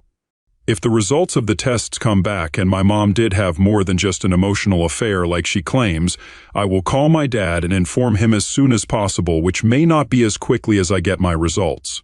As he's out of the country in a different time zone for work, as he was for most of my parents' relationship, I'm still terrified out of my mind what the possible results could mean for my family, especially for my dad. If my suspicions are correct, my dad has been in therapy since before my parents were separated. But I worry that's not enough. Part of me keeps telling me to wait longer to get the test done, but I think if I do this later in life, it'll end up pulling open an old scar and just making a whole new wound. A bit of a rant, I recently found out that my parents' divorce is now finalized as of this year. My mom was dancing around, leading my dad on that she might still change her mind about wanting the divorce for years, which kept him clinging to that hope. I found out more about the things she's done that's caused my dad damage, and he still loves her and hangs on to hope that one day she might come back. I know that even though she swears she didn't cheat physically, I'm sure she at the very least conspired with her ex that she would leave my dad and get back together with him. The separation and divorce came less than a month after my mom took a trip with her ex to a concert. She swears nothing happened, but she's lied to get her way since I was young, and she keeps singing this tune even though my dad says he believes her and no one has questioned her on it. I pretend I'm not, but I'm so angry and heartbroken. I don't get why she can't just give everyone, including herself, peace of mind and give her family the whole truth so that we can move on. Let's get a reaction from the community. It goes like this: I hope you minimize contact with your mother. She sounds like a terrible human being and doesn't even realize how deep the trauma extends to her children. You will struggle having your own healthy and happy relationships due to how awful your mother was because this is the example you see. No matter how self-aware, subconsciously it affects you and will cause you to struggle too. The LP replies, My mom and I have had a rough relationship from the get-go. This is really just the cherry on top. I'll be going no contact with her by the time I have children because she's abusive on a lot of levels, and I don't want her anywhere near my children. She has tried to get me to cheat on, and then leave my significant other for someone 6 years older with money. So guess who isn't getting an invite to our wedding next year? It's sad to know that your father still loves your mother despite everything she has done to him. Hopefully, whatever comes from this DNA test will allow you the closure that you need. Update. Hi, it's been a while. A lot has happened in my life since my last update. Things got busier and busier in life. I had to put off the test, and then some really crappy things happened, and then some sweet. I originally intended to get a DNA test, but I chickened out. I just couldn't and can't do it. And I most certainly can't do it now. For the small chance that I'm not his biological child, I can't pull him through that. My dad told me that while digging through an old computer, he came across an old file that couldn't be opened due to the age of it. So he downloaded a program that allowed him to open the file and was surprised to see that there were emails, love letters, poems that she had written to the man she left him for. These files date back to the mid-90s, early 2000s, the time frame between my sister, my dad's first child, and sometime after my birth, the last child born. In these letters, he didn't divulge the content directed towards her ex, and honestly, I don't want to know. She's talking about how sterile of a marriage she was in, how my dad didn't actually love her, how she didn't actually love him, wondering why she was with him, that she had to be fake around him, that she couldn't upset him. So she had to pretend to be someone else, that she was miserable and unhappy, that she was staying with him for the kids, etc. My dad is now completely out of love with her, but he is now completely broken. He is not depressive, luckily, but I believe his heart is completely shattered. Me and my siblings' entire childhood, every happy moment we had as a family, is now tainted by the idea that she was miserable the whole time. That everything he thought was happy was actually awful and resented. These letters pretty much confirmed that she was with him for money and stability, and after doing some math, it seems that she and her ex, the man she left him for, had only been broken up for a few months before she and my dad had met. Everything he thought he knew was flipped on its head. Everything about this has reignited a rage in my heart. My dad has already gone through so much. I don't want to put him through further devastation. My dad, after finding these files, printed them and gave them to her in an envelope and attached a letter to it. and told her not to speak to nor contact him ever again. He has since started avoiding her like the rotten soul she is. She, as per usual, is pretending nothing happened, that she has done no wrong. I called a friend and talked to him about doing the test. He is my closest friend. I consider him family. He said that knowing me, if I do this test and I find out my dad isn't biologically my dad, that it will destroy me. In the end, it will only cause more pain. He's right. My dad has already been dealt a critical blow. I can't contribute to his pain further. She stole his future, and passed from him and tainted both. If I get a test just for the sake of knowing, my family will still find out about it, as we are always actively searching for missing family on DNA databases. I don't care about what kind of backlash that woman would get if that news came out. F her, let her finally suffer the consequences, but I don't think my dad could handle it well. It may not be my place to say that he can't handle it. I don't know if my own heart could take seeing him in more pain. Just thinking about me and my siblings' childhood happy memories is painful enough for him. While I know, regardless of if he is in fact not my biological father, that at the end of the day, he is still my dad and always will be, I don't want to add that pain onto his heart. I feel it may be selfish of me to not do this test, but I ultimately believe that it is for the best. I do see similarities in his face and mine between his family members and mine. While I do not look at all like my siblings, it's still possible. Not surprising, she is also no longer with the ex, and is seeing a new man that she refuses to call her boyfriend, as she is too old to have a boyfriend. I think that woman is completely dead in my heart now. For some reason, for years I've been holding on to this microscopic hope that someday she will redeem herself and be a real mother. That hope is illusional, I know, but it was there, and I think it's finally gone. She's dead to me, but I'm so incredibly angry about how she has completely broken my dad. He didn't deserve any of this pain, and there's nothing I can do about it. In conclusion of all of this, I am his daughter. Whether or not he is biologically my dad, I believe that in this world we choose our family, and genetics do not earn your right to be one's family. Family is who you would shed blood for, and so my blood is fundamentally his blood. I'm hoping that this painful chapter of my life can finally close. I've just had a major life change. My dad is in town helping me. I intend to spend more time with my dad. Hopefully, we can make new memories without her, and his retirement years won't be overshadowed by her and her narcissism. I hope my family can heal. You're absolutely right, OP. Blood or not, it doesn't matter. He is your father and he always will be. He raised you and he loves you. That's all that matters. I'm sorry your mother has put you both through the ringer. Here's to the healing journey ahead. What would you do? Would you have gotten the test? Why or why not? Thank you for joining us today. Be sure to like and subscribe and hit that notification bell so you don't miss out on our next video.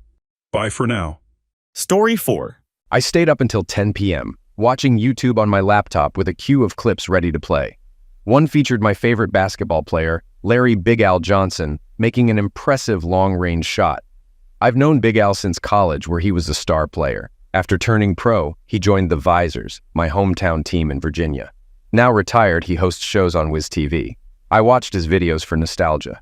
One unexpected clip showed him dancing carnally with a beautiful blonde at a Miami club, my wife. The clip, just published, showed them kissing passionately.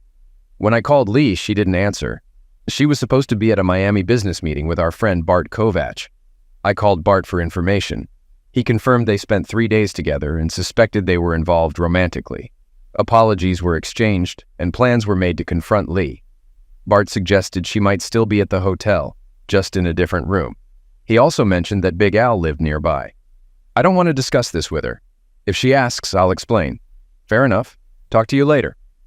Lee and I first met in college during our 20s. It was in our penultimate year, during math class. Walking in, I noticed her drawing in her notebook, surrounded by shy, nerdy guys. I decided to sit next to her. She joked about the lack of competition, and we hit it off. I'm not a typical nerd. 1.73 meters tall, 68 kilograms, with brown eyes and hair. She seemed intrigued by my confidence. I introduced myself as Lee Martin. She jokingly remarked we wouldn't need to change monograms if we married. We laughed as we headed to the student union. Lee was a stunning 6-foot-tall blonde with green eyes, an average figure, and a smile that captivated me. I said, "You must have been surprised when none of the guys in class sat next to you." "Thank you." I was surprised. Usually I have to fend off guys.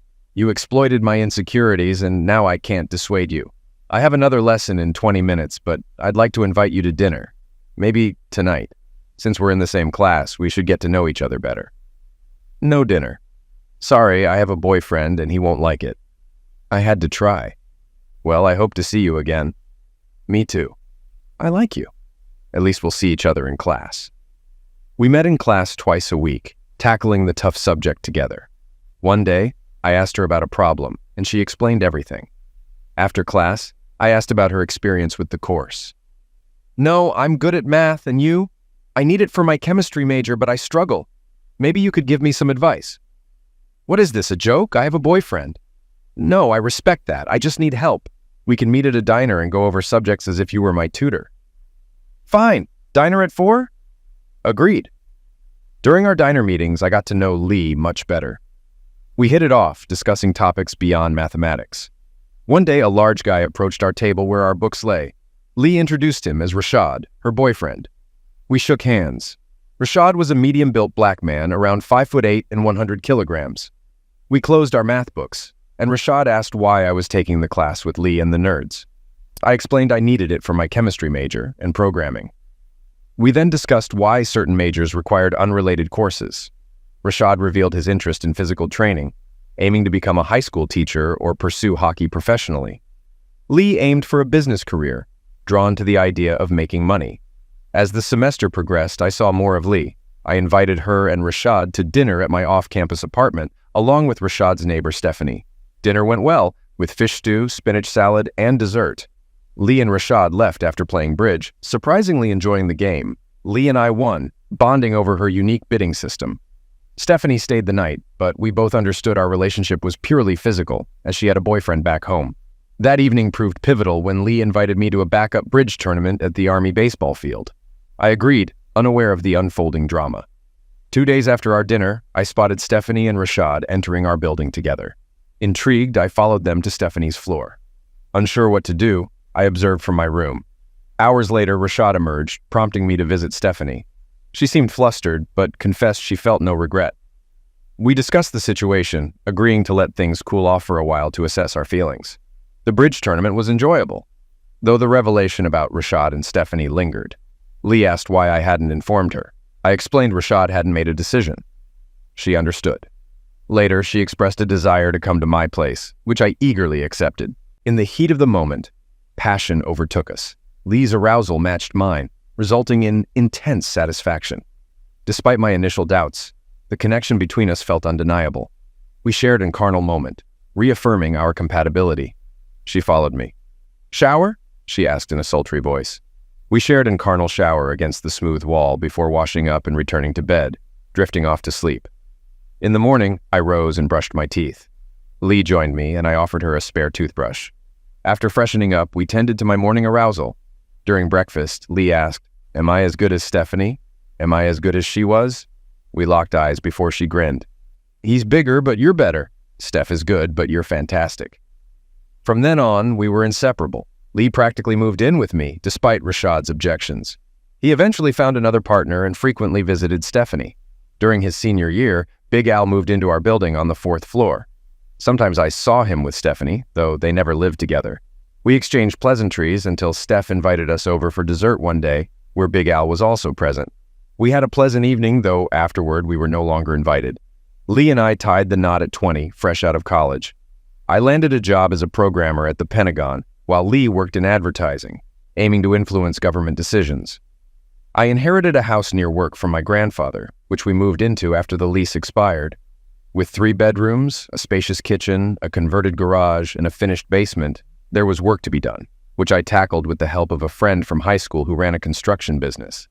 Lee became pregnant, and at 22, we welcomed twin daughters, Betsy and Linda. While they were not identical, they certainly kept us on our toes. Lee took a year off, and I scaled back my work to care for the twins. Eventually, I transitioned to contractor status, allowing me to work from home while Lee returned to part-time work. As the girls grew, Lee resumed full-time work, while I balanced my contracting gigs with developing 2 potentially profitable systems. Lee's career thrived, and by the time the girls entered primary school at 13, we were financially stable. At 35, I stayed active with running and table tennis, both of which kept me in good shape. Despite being together for 15 years, our bed life remained enjoyable, though Lee seemed to question its vitality before the revelation about Big Al. I searched up Big Al's address, finding it about 3 miles north of our place.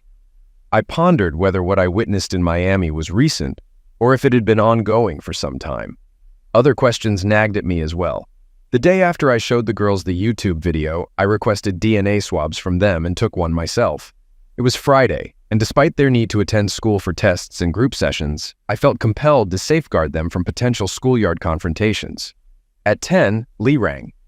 Seeing her name on the caller ID, I let it divert to voicemail. "Marty, please pick up," she pleaded. "Marty, I love you. I made a mistake. I'll be back this afternoon. Oh, damn." Her voice trailed off, punctuated by sobs. One of the upgrades I made to the house was installing an electronic entry system, and I changed the code. The converted garage sat unused but furnished, so I relocated Lee's belongings there, feeling it necessary. Both my mother and Lee's reached out, eager to know my plans. Uncertain myself, I could only convey as much. So I accessed Lee's Gmail account, scrolling through a month's worth of emails, both archived and current. Despite checking the trash folder, there was no correspondence with Big Al. A few messages pertained to work and the conference, with a couple offering some vague insights, but they were solely from a colleague attending the Miami event. Lee's flight was due to arrive at noon. Ignoring her calls, I enlisted a friend to monitor the airport, observing who disembarked from the plane and the ensuing dynamics. He spotted Lee exiting with her workmates, glancing around. He recorded a video on his phone, then proceeded to fetch her luggage, remaining at the exit. 5 minutes after others had deplaned, Big Al emerged. He too surveyed the area before heading to baggage claim. My friend trailed him while Lee waited for a taxi. Big Al approached her, speaking, but she shook her head, declining. A taxi pulled up, and the dispatcher ushered them both inside. My friend sent me a video. 20 minutes later, the taxi pulled up at the house, but only Lee emerged, visibly flustered. Discovering her access code didn't work, she knocked and rang the bell. I opened the door to find her in tears. "I'm so sorry, Marty. I never realized how much of a mess this would become," she sobbed. "You don't belong here, Lee. Your belongings are in the garage until you find somewhere else. Maybe Elle's house would suit you better." "Oh, Marty, there's nothing between us. I love you. You publicly humiliated me, made me a joke. Our daughter's at school. Who knows what they're dealing with? You're despicable. Get out of my sight." Her expression fell as she staggered away, eventually sitting on a chair in the yard, crying. Mrs. Cunningham, our neighbor, came out and comforted her. Lee eventually went to her house. I called Lee's mother, informing her that Lee was nearby and needed support. Ellen, her mother, wasn't very responsive, but agreed to come in an hour. I sat in the kitchen sipping coffee, unable to envision what the future held. The night prior, I contacted a lawyer I knew who referred me to family law attorney Joan Ellis. I scheduled an appointment for the following Monday, and about 30 minutes later, Miss Ellis returned my call. "Mr. Martin, this is Joan Ellis. You've scheduled an appointment for Monday regarding your wife and the basketball player." "Yes, how did you know?" "The video doesn't identify her." "Who she is? The TV reporter found out. Big Al is making headlines, especially in the gossip columns." I figured there was no use delaying until Monday. "Can you come tomorrow morning, say at 10? "Yes, at 10. Please provide me with a brief overview of your relationship with your wife, and with Mr. Johnson if you're acquainted. I'll also need financial statements if available." After wrapping up our conversation, she cautioned me against impulsive actions. As I hung up, the phone rang again. I answered automatically. It was Big Al. "Marty, I'm calling to try and apologize to you. Freak you. I'll do everything in my power to make your life miserable. Idiot." Wow, it's not just me. Not just me, but her too. It just happened. I was happily married to her before she went to Miami. We have 2 kids. You're a complete prick. If you see me, run. I said it calmly, without yelling. There was no hint of emotion. There was a long pause on the other end. Then he hung up. But now I had his number. I accessed our phone account, checked the call log from Lee's phone, noting Elle's number. I only saw him after her arrival in Miami. Also, twice I couldn't access today's calls. I assumed their meeting in Miami was unplanned. Checking the Wiz schedule, they had an afternoon game in Miami on Wednesday.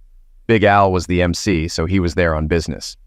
The doorbell chimed, and I peeked out to see my parents and in-laws. Lee was nowhere to be found. I ushered them in and offered drinks, which they declined before taking seats. Standing at the entrance to the living room, I addressed my mom, Lacey, who responded first. "We had a brief powwow on the street. We wanted to hear your thoughts," she began. I believe I let out a quiet yet distinct sob, straightening up as I looked at my mother. I guess she sensed my despair at that moment. Later, she mentioned that my gaze conveyed such devastation, melancholy, and pain that she couldn't fathom how anything could be reconciled. My dad inquired, "Is there a chance you could talk to Lee?" she asked when we were there. "For what? She won't have anything to say. She shattered our family. And it wasn't just one night, 3. She didn't even try to conceal it from her coworkers, and now the whole world knows," I replied bitterly. Ellen interjected, "I know she messed up, Marty. Big time. And she acknowledges that. But you have daughters, and you've loved each other for years. There's a lot to salvage if you can." "I don't see her as my wife anymore, and I never will. She's the mother of my kids, and that's it," I asserted. "You're hurting right now. Your pride took a blow. You need to get past it. Your marriage can't end over a few days," Ellen reasoned. "Ellen, I respect and care for you, but your daughter has caused irreparable injury. Please don't push for reconciliation. It's not happening," I insisted. She raised her hands in surrender, and I continued. "You all need to think about what life will look like post-divorce or when it's finalized." My mother burst into tears. "Just give it a few days, Marty, just a few. Your dad and I can take the kids for the weekend. Let's take them to the lake." I agreed, and right then, the girls got off the bus. They raced to the door, but with the code changed, they had to knock. They were surprised to see their grandparents and eager to share about their day. It wasn't all bad. Betsy mentioned her friend Sharon Davis, who had asked about the video. Linda didn't know much, and I filled them in. "We'll talk about it later," I reassured them. They weren't too upset. Linda asked about her mother, and Ellen explained she was next door. The girls were worried but keen to see Lee. We sent them off to pack, though I was against them seeing her. The others felt it necessary. Once their bags were packed, Ellen fetched Lee, and they waited on the porch with their grandparents. Lee and Ellen approached. The girls didn't rush to her. They simply waited. From my bedroom window on the second floor, I could see and hear everything. Lee knelt before the girls, and they embraced. "Mom?" Linda queried. "What did you do? How could you be with that guy?" Her last words came out amidst sobs. "I made a terrible mistake. I need to understand why, but I still love you girls and your dad very much," Lee responded. Betsy, the tougher of the two, was unimpressed. "If you loved Dad, you wouldn't have done this. You let it all happen on video. How could you?" Tears streamed down her face now. Lee began to cry. "I'm so sorry. It's a shame. It was a terrible mistake." Lee hugged Linda, but Betsy pushed her away. Lee stood up and fled to her father's car. My parents ushered the girls into their van, and everyone went their separate ways. I remained seated on my bed, stunned and sorrowful. Then rage consumed me. Anger surged through my veins. I thrashed and screamed. Finally, I descended to the basement and began pounding on the punching bag, each blow directed at Larry or Lee. Exhausted, my hands were red and raw. I resolved that they both deserved suffering, no matter what. After tending to my injured hands, I had a nightcap and retired to bed. Sleep eluded me for a while, but eventually it claimed me. The next morning, I went for an intense, lengthy run. Then I gathered my financial documents and headed to the lawyer's office. Joan Ellis turned out to be a woman in her 40s, slender with dark hair and eyes, dressed casually in jeans and a sweatshirt. We exchanged greetings and proceeded to the conference room. "I'm a bit underdressed, sorry. It's Saturday and I did some yard work," she apologized. "No problem. You look great," I reassured her. She smiled and led the way. I began, "Miss Ellis, I want to understand my options for divorcing my wife." "I can outline them for you, but are you certain you want a divorce?" "It's a difficult path, especially with 2 children, right?" she inquired. "Yes, the twins are 13, and I'd like to see custody," I confirmed. "Let's circle back to whether you truly want to end your marriage. Has something like the Miami incident happened before, or is this a one-time occurrence?" she probed. "I don't think she's strayed before, but I can't say for certain," I admitted. "So, if it's true, you can't reconcile with it," she summarized. "No," I replied firmly, without further elaboration. All right, let's talk finances, I suggested. We delved into each other's earnings and responsibilities concerning the children. Joan was pleased to discover that the house was solely mine, acquired before marriage, and that the children had lived there their entire lives. She also noted that my role as a stay-at-home parent and our compatible work schedules could sway custody in my favor. However, she cautioned that nothing was guaranteed. I earned roughly the same as Lee, but my income was less stable, I informed her. Joan believed that neither of us would likely owe child support. The non-custodial parent typically pays child support, she clarified. I'm curious how soon we can initiate divorce proceedings, I inquired. We could have the documents prepared and submitted within a week, Joan proposed. I suggest waiting longer. People can change their minds and you may be required to undergo counseling. Is there a way to avoid that? I'd prefer not to have any direct conversations with her, I expressed. You will need to have these discussions, but we can keep them to a minimum, Joan assured. I noticed your hands are bandaged. What happened? She inquired. I got a bit upset last night and took it out on a punching bag. Forgot my gloves, I explained. Well, at least you didn't visit Mr. Johnson or your wife. Speaking of which, is there a way to sue him for this? He should be held accountable, I remarked. Unfortunately, in this state, there's no legal recourse for infidelity or alienation of affection. It used to be the case, but not anymore. I also checked Florida law, and there's no option there either. He's off the hook for now, Joan informed me. My tone remained steady, which seemed to unsettle Joan. Let me see what I can do. Just refrain from any violence, please, she requested. No promises. That guy needs to pay. I won't rest easy if he gets away with this, I asserted. Mr. Martin, I must inform you that while our conversations as your attorney are confidential, if I have reason to believe you're planning a violent act, I may have to report it, or not, Joan cautioned.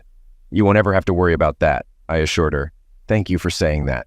I signed an agreement with her and paid the fee, urging her to expedite the document preparation. Upon returning home around noon, my father Leland called. Hey, how are you holding up? He greeted. Fine, I replied. I just left a lawyer's office, he continued. Oh, what did they say? I inquired.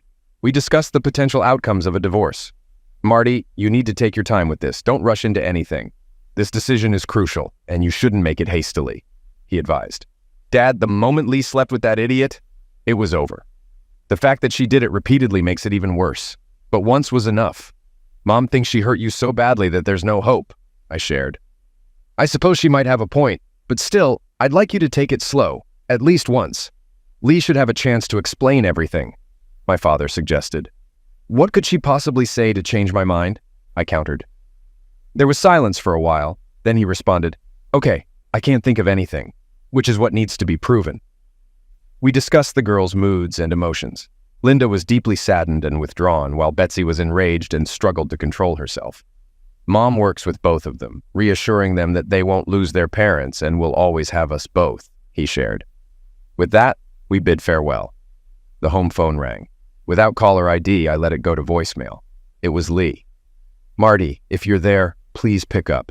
I need to talk to you. Marty, I need this, please. I messed up and I know it. You're the only person I trust to discuss serious matters with. Will I lose you? She pleaded. No, I replied softly. Please. I understand how angry and confused you must be. I'm truly sorry, she continued amidst tears, then hung up. As she spoke, tears streamed down my face. Once again, I descended to the basement, this time wearing gloves. Despite the pain, I relentlessly punched and kicked the bag until exhaustion consumed me. Afterward, I showered. Some men might turn to hard drinksel in such situations, but I chose to channel my emotions through physical activity like running or hitting the bag. I contemplated how to confront Larry. One persistent thought was the weapon I had found, a Taurus self-loading pistol 380. While jogging, its serial number had been erased, making it illegal, yet I kept it. I cleaned it and tested it at a shooting range. I entertained the idea of using it against Larry, but the thought of jeopardizing my freedom, especially for him, dissuaded me. I pushed aside such thoughts, realizing it wasn't the time for a conversation with Lee. However, the mere thought of facing her made me feel sick. Alone in the house, despair engulfed me, suffocating me like a heavy blanket. With a sudden surge of fear, I leaped from the sofa, feeling as though someone might consider me insane if they saw me. I knew I had to move, so I went for a brisk walk, which led me past Larry's house. I didn't linger, but noted the lack of security, further fueling my unease. The house, large and new, sat close to the street, boasting a basketball hoop in the driveway. Despite the absence of a car, a spacious garage loomed behind. I strolled past it, completing a loop, and snapped a few photos with my phone. Continuing northward, I passed Lee's parents' house, where their cars were parked at the entrance. Lee's car remained in our garage. Hurrying along, I entered a store and purchased a prepaid cell phone and a Diet Pepsi, then made my way back home. It was 3 o'clock on Saturday afternoon. Upon returning home, I made myself a sandwich, though I likely consumed 3 slices. Once I stopped moving, the sense of anguish returned. Retrieving the 380, I drove out of town to a friend's property with an open shooting range, vacant as they were in Florida. I fired 2 boxes of cartridges with the pistol. Though affordable, the weapon was functional, albeit slightly heavier than ideal. On my way back, I stopped at the pharmacy and bought 2 neoprene thigh wraps. Back home, I fashioned a body bandage to secure the 380 caliber pistol around my lumbar region, testing its comfort during a run, which proved satisfactory. My cell phone remained off all day, ignoring emails until I powered it on. 11 voicemails awaited me, along with around 20 text messages and numerous emails from family, colleagues, and friends, all urging me to reach out. Among them were messages from Lee, Ellen, and my mother, all echoing similar sentiments of needing to talk. However, Milt's messages stood out. In the first, he apologized for Lee's actions and for his failure to raise a responsible daughter. In the second, he proposed a conversation away from women. I dialed him, but it went to voicemail. I refrained from leaving a message, yet he promptly returned the call. "Marty, I needed to clear my head with a walk. What's going on?" "I saw you wanted to talk, Milt. Can we meet somewhere? How about Raymond Park, near the hops court?" "All right, in about 30 minutes. Sounds good." I donned my jeans and slipped the 380 into my pocket in case I encountered Larry, who lived half a mile from the park. After a 10-minute drive, I arrived early, finding Milt already there. We exchanged handshakes and settled on a bench beside the court. "I wanted to make sure you're all right. Ellen and your mom's words had me worried," Milt began. "I'm not all right, Milt. I feel worse than ever," I confessed. "Well, I recall how I felt when my mother passed. It took me a year to recover. I just kept working day after day." "That's what you should do too," he advised.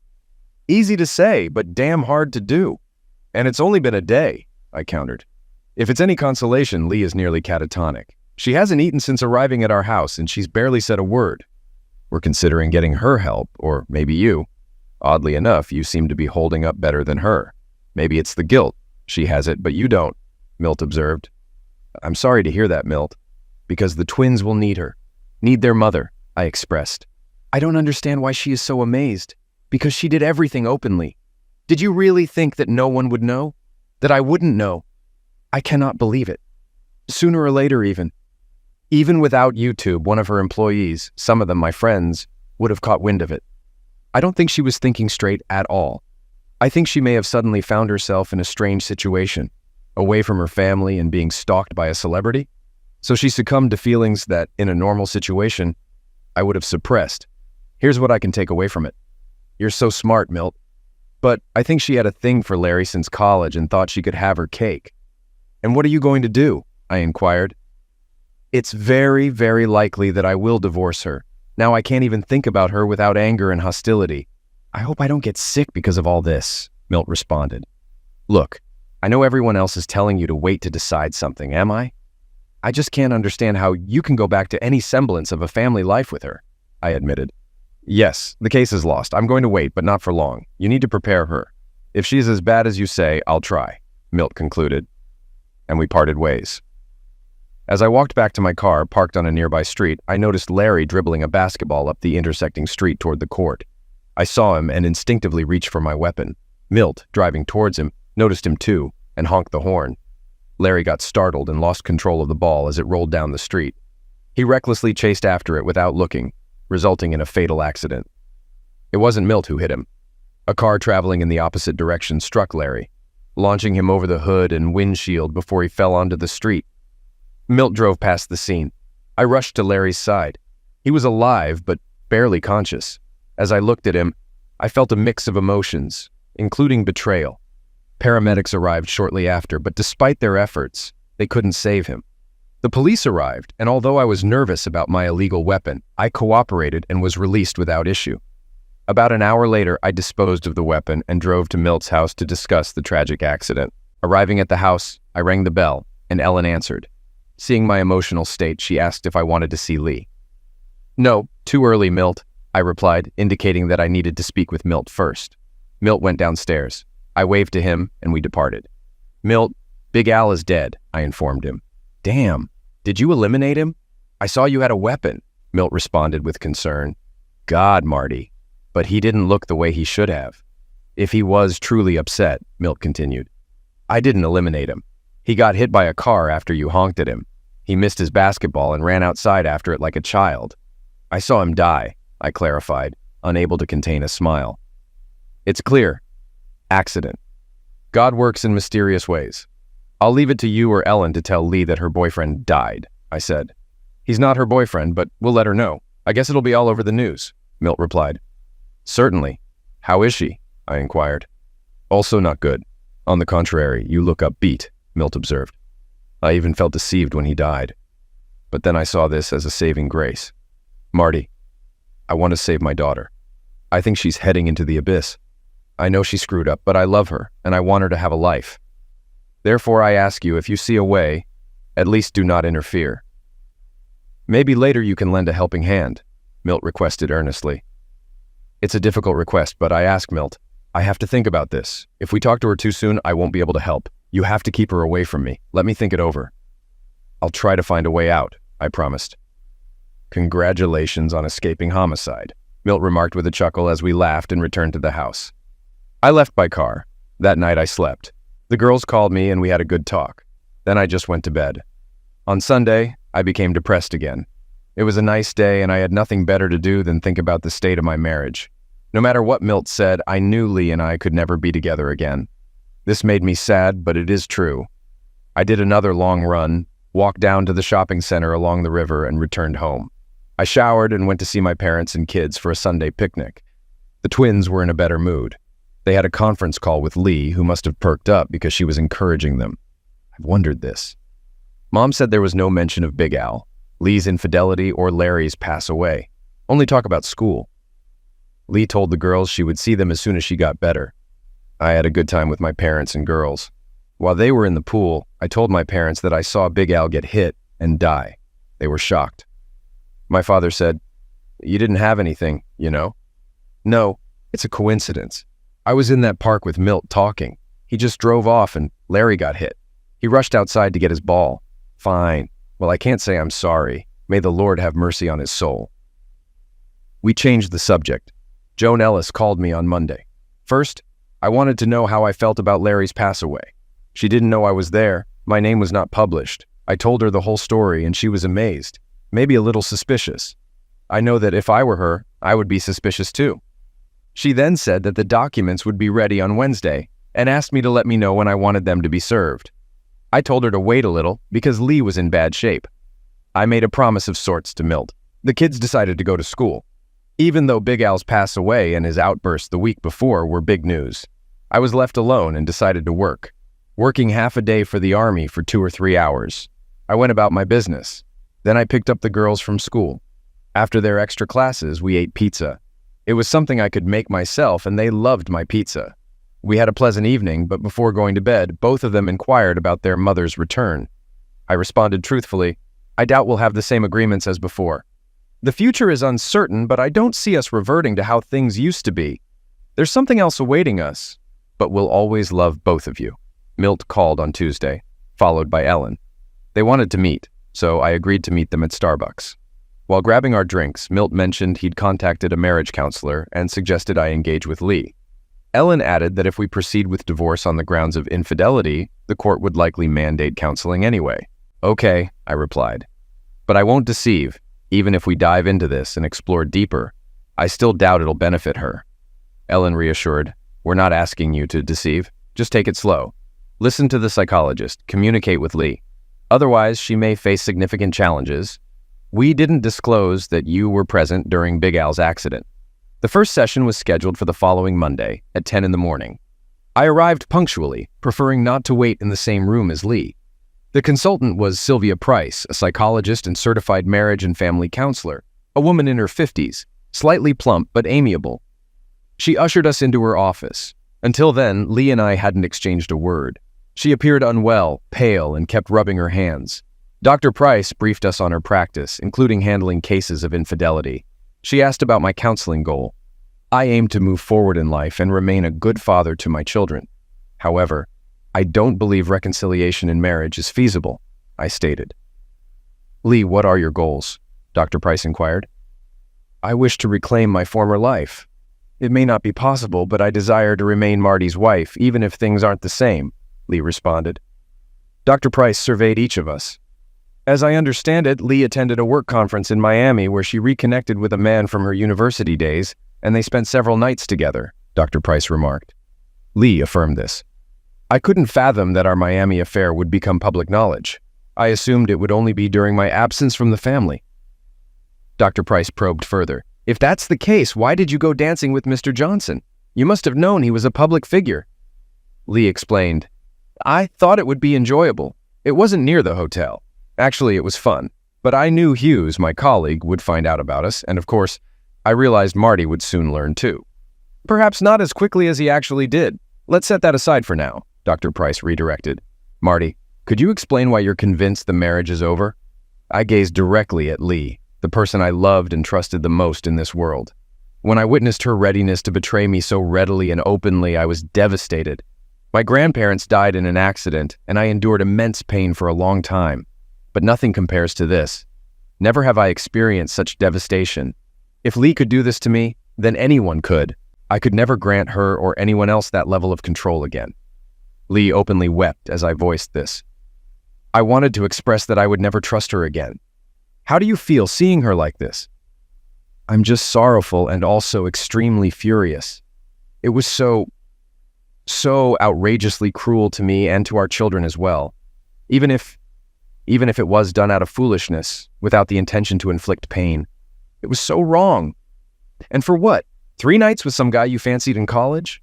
I gazed directly at her. When I asked this, Lee sobbed. No, I don't know why I did it. Dr. Price intervened. Lee, calm down. Is it true that you had romantic feelings for Mr. Johnson back in college? Yes, he was this big, handsome, famous guy. He pursued me persistently, but I was with Marty and I declined. So I asked, then why did you agree? Leading up to Miami, I felt a bit disconnected for a few months. We've all been so occupied. I was looking forward to a few days in Miami, thinking it might re-energize me. But as soon as I arrived, I saw Larry. He hugged me tightly, and I realized that I wouldn't resist if he made a move. Everything happened so fast. I can't make sense of it, I remarked. We had amazing lovemaking the night before you left, didn't we? Or were you just pretending? No, it was genuine. It kept me tingling throughout the flight. Damn, I feel awful. Lee began crying again. My tears flowed too, but my seething anger returned. I didn't believe I could contain it, so I stood up and walked to the outer office. I was about to lash out at the furniture when Dr. Price came out. Why don't you take a moment in the men's room? I'll talk to Lee alone first. Then I'll speak with you in private. That's exactly what I did. The two of them spent about 15 minutes together. Lee emerged no longer crying. Sorry, Marty. With that, she left, and Dr. Price asked me, Marty, how do you feel about Mr. Johnson's pass away? You know, I was there and saw him die, and I felt relieved that he died. I could have done it myself, but he was eliminated first. It's ugly, but it's the truth. And now the same thing, maybe even worse. This guy ruined my whole life over some nonsense. I felt cheated that I couldn't end him. Why does Lee's affair with Larry spell the ruin of your entire life? I was a devoted family man, nothing more. What I said about betrayal, I'll never get over it. I can't fathom trusting anyone again. Lee shattered that trust. But it's only been a few days. Let me ask, have you considered how intense the closeness was between Lee and Larry? Yes, I saw on YouTube that they were completely consumed by desire for each other. And how did it make you feel? Betrayed. It was the ultimate betrayal. Lee, no matter what happens, she'll always have the memory of her steamy affair. If we had stayed married, I'd always suspect she was thinking of him during our carnal moments. You know, I want to erase that memory for her, and I fully intend to. It's the least I can do. A tough situation. This is someone you deeply love. I truly loved her deeply in the past. That's why it hurts so much. She gutted me. That concludes the session. She asked me to think about what living arrangements could be made if we separated history. I was tasked with presenting the details about my trip to Miami and why I felt vulnerable.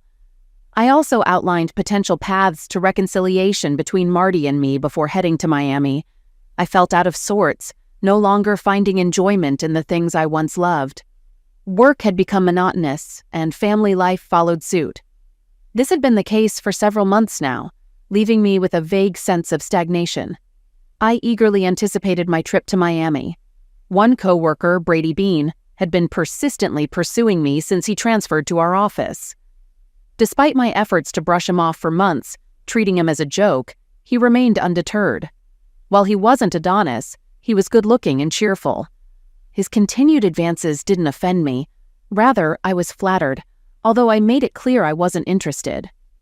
However, I knew I had an effect on him, which bolstered my ego. I entertained the idea but never intended to act on it, considering it too risky, even if he were exceptionally attractive, which he wasn't. However, at our hotel check-in, Larry appeared. He was undeniably attractive. His enthusiastic hug caught me off guard, and I realized he could seduce me if he tried.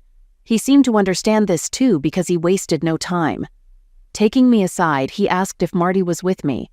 When I said no, he informed me he had a hotel room until Friday and expressed his desire for me. Convinced I felt the same. I agreed to dinner with him.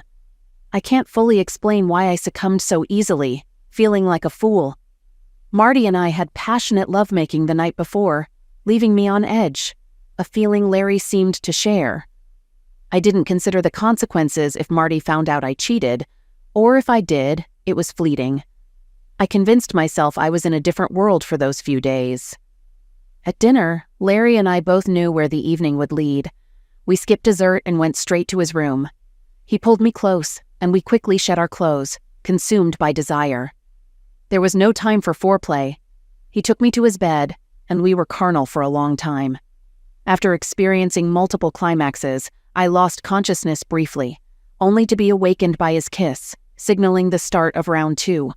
This pattern continued into the next morning. I missed breakfast with the team and barely made it to the meeting. I felt physically satisfied, and I suspected my colleagues noticed, though there were no direct comments. I entertained the thought that someone might inform Marty, but dismissed it. They're clueless. It's all speculation.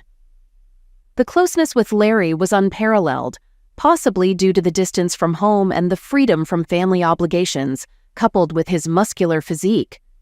Plus, he seemed as eager for me as I was for him. He could have had any woman, yet he chose me. My desire for him was overwhelming. After a work meeting, I reached out to him.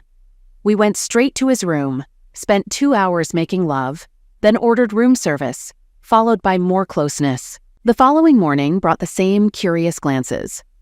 A bit uneasy, I met Larry in his room at 5 p.m., and we remained in bed until 8. The passion was still intense, but not quite as electric as the first 2 nights. Room service delivered our meals. Then he suggested we go dancing, which we did. That's how we ended up on YouTube. I watched our video, knowing full well Marty had seen it. That night, I realized what Marty saw, a faithful wife openly lusting after another man. After dancing, we returned to the hotel for more closeness. The next morning, with a flight looming, Larry and I made love again, showered and dressed. We had breakfast in his room before I returned to mine to pack. My roommate Cindy mentioned seeing me dance on YouTube, calling it spicy. Horror engulfed me. I knew I was done for. Then I ran into Bart Kovach, Marty's close friend. On the airport bus, I asked if Marty had called during my Miami trip. We hadn't been in touch. Bart informed me Marty had seen the YouTube video, knowing I spent every night with Larry. Speechless, the flight home was excruciating. No one wanted to speak to me. Sitting by the window, a stranger occupied the adjacent seat. I knew Larry was on the flight, but didn't spot him. Disembarking, I scanned for Larry in vain. He approached me at baggage claim, asking if I'd be okay. I replied it would likely never be the same. He seemed downcast. Unprepared for Marty to pick me up, I queued for a taxi. When I boarded, the dispatcher seated Larry with me. We were dropped off near each other. In the cab, Larry apologized for the YouTube incident, admitting he hadn't thought it through. I declined conversation, asking the driver to drop Larry off first. Back home, unable to face Marty's devastated and enraged expression, I fled. Since then, I've stayed with my parents. I'm in a near constant daze. Attempting to talk to the girls was futile. Betsy rebuffed me, understandably. Phone calls were a bit better, though it took an hour to muster the courage. Now I attend counseling sessions. After that initial counseling session, I felt like my marriage had reached its end, heavily influenced by Marty's candid expression of his emotions. Now I'm grappling with how to navigate his anger and sorrow. I'm at a loss as to how I could possibly earn back his trust. I know I don't deserve him. And then there's Larry. He's gone, eliminated in a car accident.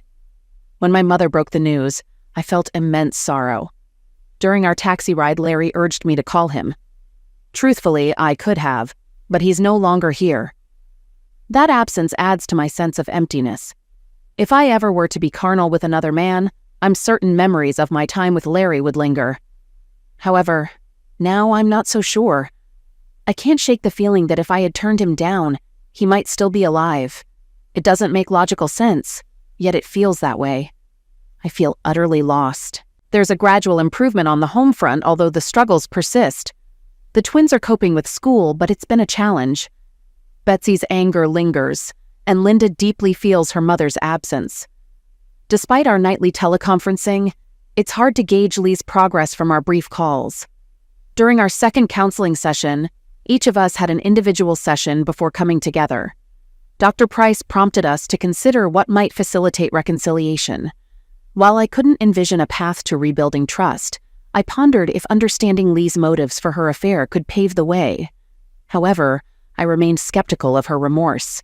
Reflecting on her actions, it seems Lee sought a fleeting thrill without considering the consequences. But I can't shake the feeling that perhaps she wanted to be caught, signaling deeper issues. Despite her pleas for forgiveness, I find it difficult to believe her sincerity.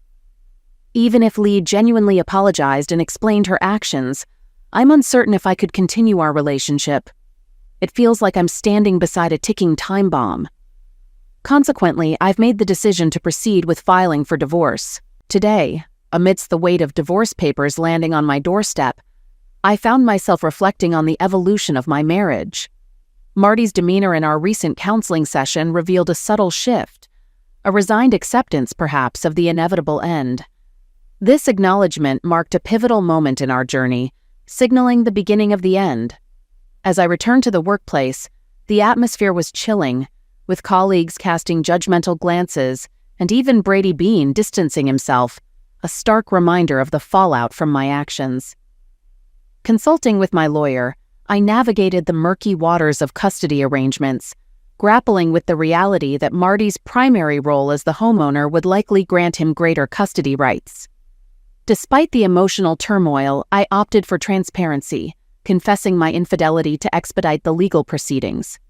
Remarkably, neither Marty nor I harbored animosity over financial matters, a testament, perhaps, to the deeper wounds our marriage suffered. Reflecting on my affair, I couldn't help but feel a sense of detachment from Larry's role in it. While I acknowledge my own culpability, I also recognize his part in the betrayal. Dr. Price's probing into my behavior hinted at an underlying desire for excitement, but the reality is far from liberating. Instead, I find myself grappling with a profound sense of loss and emptiness, manifested in my waning appetite for both food and closeness. Despite the allure of a potentially freer existence, I'm left feeling adrift, disconnected from the social scene, and disinterested in the advances of others. As I navigate this tumultuous period, I'm left pondering the duration of this melancholy, wondering when, or if, I'll find solace amidst the wreckage of my shattered marriage. Today, the divorce proceedings reached their conclusion, granting me primary custody of the twins, while Lee will have visitation rights every other weekend, 2 weeks during the summer and during Thanksgiving or Christmas.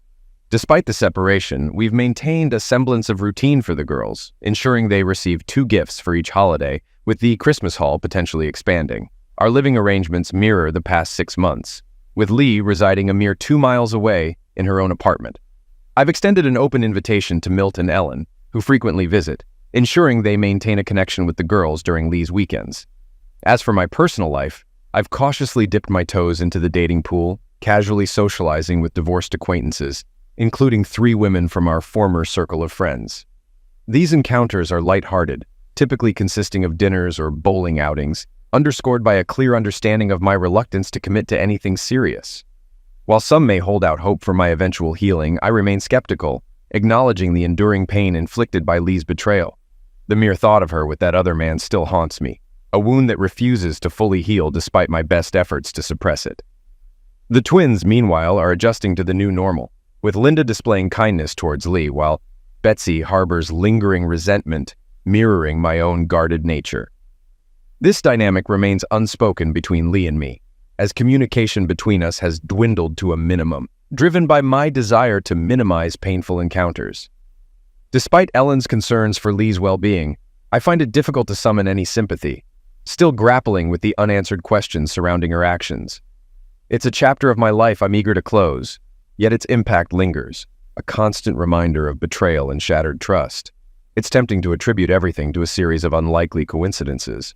Lee's vague discontent, the opportunity to go to Miami, and, crucially, her meeting with Larry, all converge to unravel the marriage. It's a dead end, a point of no return. Update. 1 year later, Milt Moore found himself on the golf course, his regular foursome disrupted by the presence of an old school friend, Fred Cunningham. As they strolled from the 9th tee, they broached a personal conversation, one they hadn't dared to discuss over the phone. "How are you holding up these days, Fred?" Milt inquired. "I'm managing," Fred replied, his tone tinged with resignation. "I decided to confront it head on.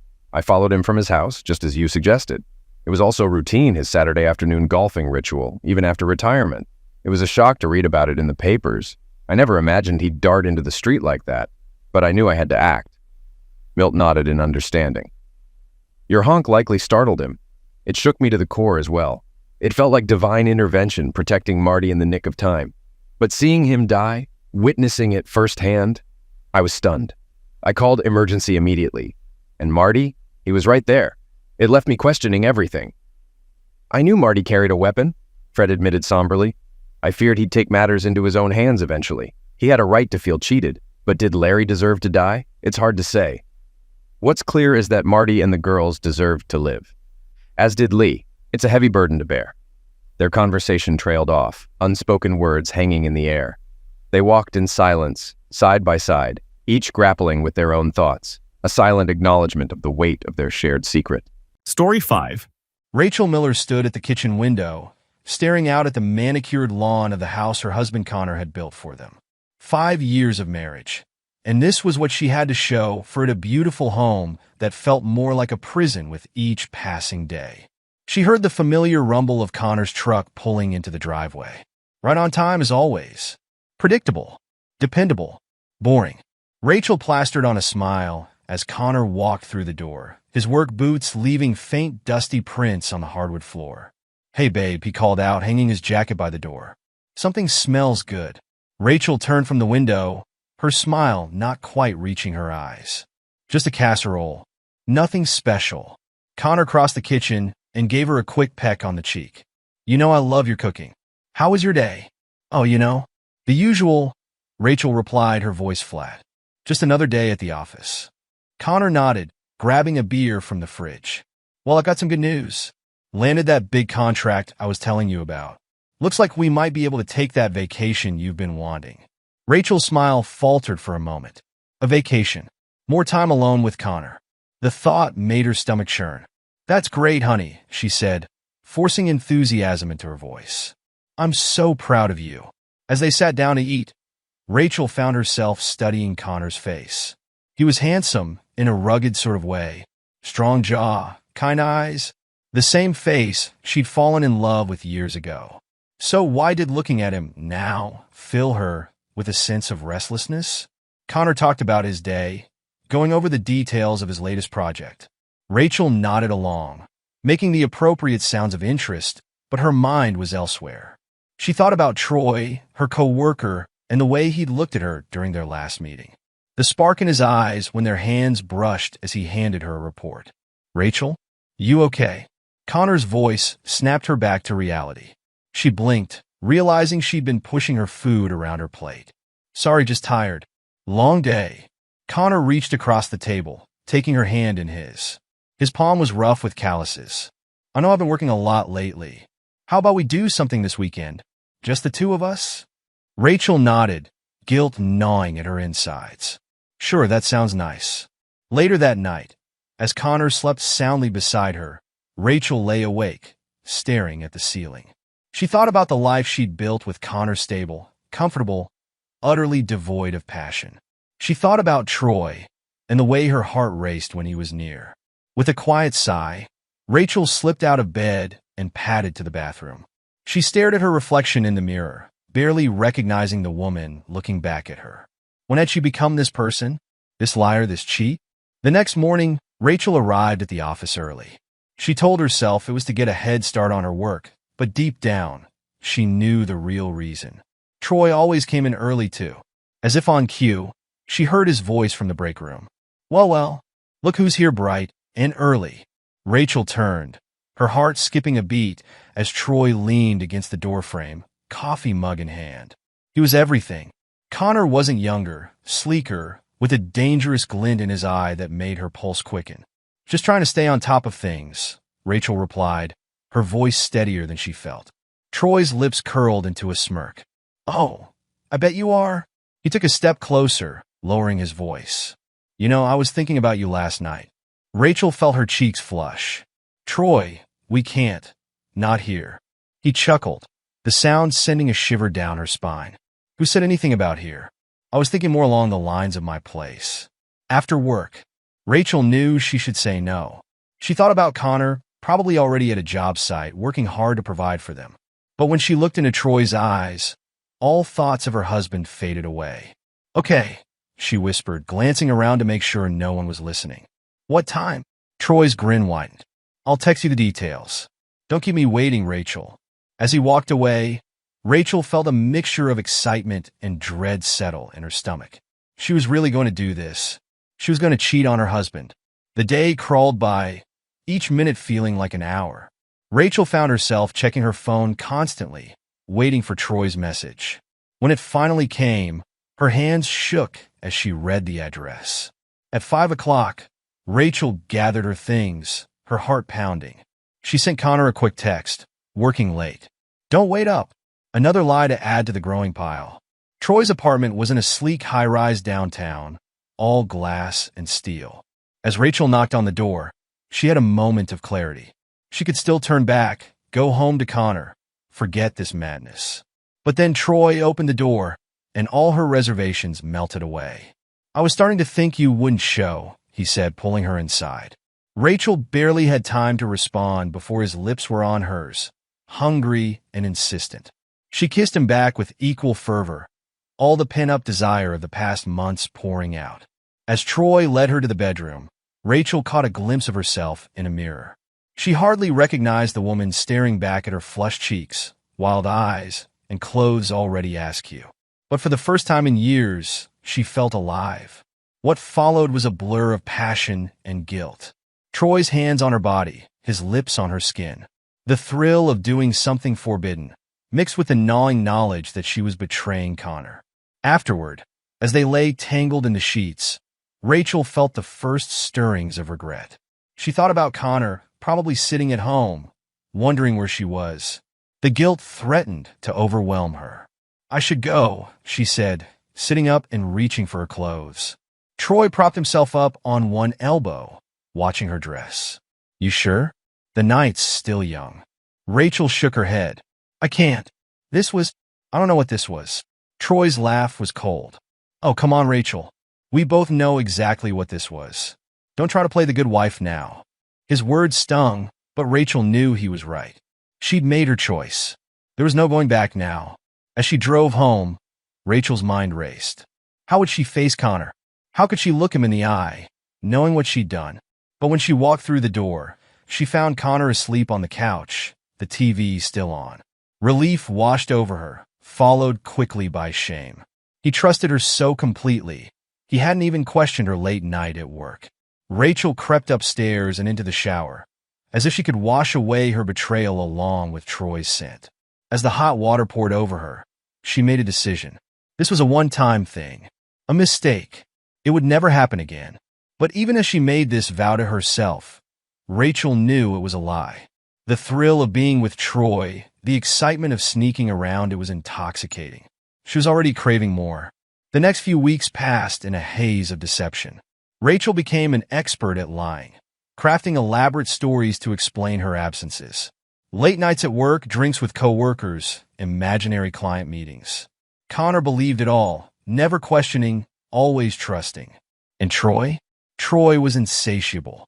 They met whenever they could in his apartment, in cheap motels, even in Rachel's office after hours.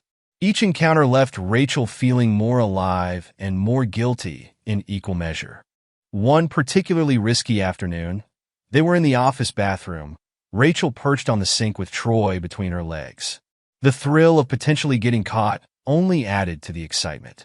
Suddenly, they heard footsteps approaching. Rachel's heart nearly stopped as she recognized the voice of Eli Jenkins, the firm's CEO. "Troy? You in there?" Jenkins called out. Troy quickly clamped a hand over Rachel's mouth, his eyes wide with panic. They stayed frozen, hardly daring to breathe, as Jenkins knocked on the door. After what felt like an eternity, they heard him walk away, muttering something about needing to find maintenance. As soon as the coast was clear, Rachel burst into nervous laughter. "Oh my God, that was close." But Troy didn't share her amusement. His expression had changed, a calculating look in his eyes that Rachel had never seen before.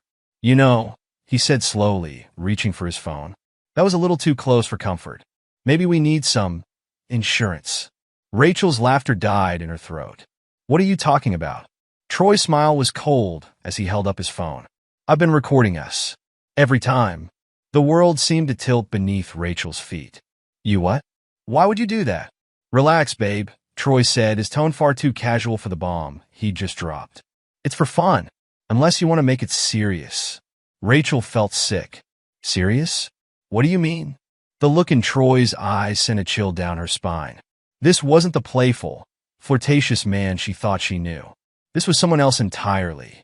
"You're going to let my friends have some fun with you," Troy said, his voice low and menacing. "Or I'll send these videos to Connor. Your boss, too. How do you think Jenkins will react to seeing you spread out in the office bathroom?" Rachel's mind reeled. This couldn't be happening. "Troy, please. You can't be serious." But the cold, calculated look in his eyes told her he was deadly serious. "You do what I say, or everything comes crashing down for you. Your little husband will know what you've been up to, and your cushy job? Gone." Rachel tried to reason with him, to beg, but Troy wasn't interested in her pleas. He gave her a deadline and walked out, leaving Rachel alone in the bathroom, her world crumbling around her. That night, Rachel sat at the dining table, pushing food around her plate. Connor chatted happily about his day, oblivious to the storm raging inside his wife. "Honey, you okay?" Connor's voice cut through her thoughts. "You've barely touched your food." Rachel looked up, meeting Connor's concerned gaze. For a moment, she considered telling him everything. But the thought of losing him, of seeing the trust in his eyes turn to disgust, was too much to bear. "I'm fine," she lied, forcing a smile. "Just a bit of a headache." Connor reached across the table, taking her hand in his. His touch, once so comforting, now felt like it was burning her skin. "Why don't you go lie down?" he suggested. "I'll clean up here." Rachel nodded, grateful for the excuse to escape. As she climbed the stairs to their bedroom, she felt the weight of her decisions pressing down on her. She had to find a way out of this mess, but how? Lying in bed, staring at the ceiling, Rachel's mind raced with possibilities. She could go to the police, but then everything would come out. She could try to reason with Troy, but the cold look in his eyes told her that was futile. As the night wore on, Rachel came to a terrible realization. There was only one way out of this nightmare. She had to tell Connor the truth. The thought filled her with dread, but what choice did she have? Better he hear it from her than see it in some sordid video. With a shaky breath, Rachel made her decision. Tomorrow, she would confess everything to Connor. She only hoped that somehow, some way, he would find it in his heart to forgive her. But as she drifted into an uneasy sleep, Rachel couldn't shake the feeling that her life, as she knew it, was about to come crashing down around her. Rachel's hands shook as she poured herself a glass of wine. The rich, red liquid sloshed against the sides of the glass, mirroring the turmoil in her stomach. She heard Connor's truck pull into the driveway, the familiar sound now filling her with dread. The front door opened, and Connor's heavy footsteps echoed through the house. "Rachel? You home?" She took a deep breath, steeling herself. "In the kitchen," she called out, her voice barely above a whisper. Connor appeared in the doorway, a smile on his face that quickly faded when he saw Rachel's expression. "What's wrong?" Rachel gestured to the chair across from her. "Sit down, Connor. We need to talk." Connor's brow furrowed as he took a seat. "You're scaring me, Rach. What's going on?" Rachel took a long sip of wine, buying herself a few more seconds of normalcy before she shattered their world. "I've done something terrible," she began, her voice trembling. Connor leaned forward, concern etched on his face. "Whatever it is, we can fix it together. Just tell me." Rachel shook her head, tears welling in her eyes. "I don't think we can fix this, Connor. I've been having an affair." The words hung in the air between them, heavy and suffocating. Connor sat perfectly still, his face a mask of disbelief. "An affair?" he repeated, his voice low and dangerous. "With who?" Rachel swallowed hard. "Troy. From work. It's been going on for a few months now." Connor's hands clenched into fists on the table. "A few months? You've been lying to me for months?" Rachel nodded, unable to meet his gaze. "There's more," she whispered. "He's been recording us. He's threatening to send the videos to you and my boss if I don't do what he wants." Connor stood up abruptly, his chair scraping loudly against the floor. He paced the kitchen, running his hands through his hair. "Jesus Christ, Hakel. What the hell were you thinking?" "I wasn't thinking," Rachel admitted, her voice small. "I was bored and stupid and selfish." "I'm so sorry, Connor." Connor whirled on her, his eyes blazing. "Sorry? You think sorry fixes this?" He slammed his fist on the counter, making Rachel jump. "You think I'm weak? You think I'm some pushover who's going to cry over you fucking some loser from work?" Rachel shrank back in her chair. "No, I didn't mean shut up," Connor growled. He stood there, breathing heavily, his eyes boring into Rachel. After what felt like an eternity, he spoke again, his voice eerily calm. "Give me his name. His full name." Rachel blinked, confused. "What? Why?" "His name, Rachel. Now." "Troy Carter," she said, her voice barely audible. Connor nodded once, then turned and walked out of the kitchen. Rachel heard him grabbing his keys. "Connor, wait," she called out, rushing after him. "Where are you going?" Connor paused at the front door, his hand on the knob. He turned to look at Rachel, his eyes cold and hard. "I'm going to take care of this. Stay here." Before Rachel could protest, he was gone, the door slamming behind him. Rachel collapsed onto the couch, her mind reeling. What had she done? What was Connor going to do? Hours passed, each minute feeling like an eternity. Rachel paced the living room, alternating between calling Connor's cell, which went straight to voicemail, and imagining worst-case scenarios. It was well past midnight when she heard Connor's truck pull up. She rushed to the door, throwing it open. "Connor, where have you been? What did you do?" Connor brushed past her, his knuckles bruised and a small cut above his eye. "It's taken care of," he said flatly. Rachel's eyes widened. "What do you mean, taken care of?" "Connor, what did you do to Troy?" Connor turned to face her, his expression unreadable. "I did what needed to be done. That piece of shit won't be bothering you again." "Oh my God," Rachel whispered, her hand flying to her mouth. "Did you? He's alive," Connor said, a hint of disgust in his voice. "Barely. I made sure he understood what would happen if he ever came near you again. I also smashed his phone. Those videos are gone." Rachel felt a wave of relief wash over her, quickly followed by shame. "Connor, I'm so sorry. I never meant for any of this to happen. Can we try to work this out?" Connor's laugh was cold and humorless. "Work it out? You think I want to stay married to you after this?" He reached into his jacket and pulled out a stack of papers, tossing them onto the coffee table. Rachel's heart sank as she recognized what they were. Divorce papers, she whispered, her voice breaking. Connor nodded. I had them drawn up a while ago. Call it a gut feeling. Rachel felt her world crumbling around her.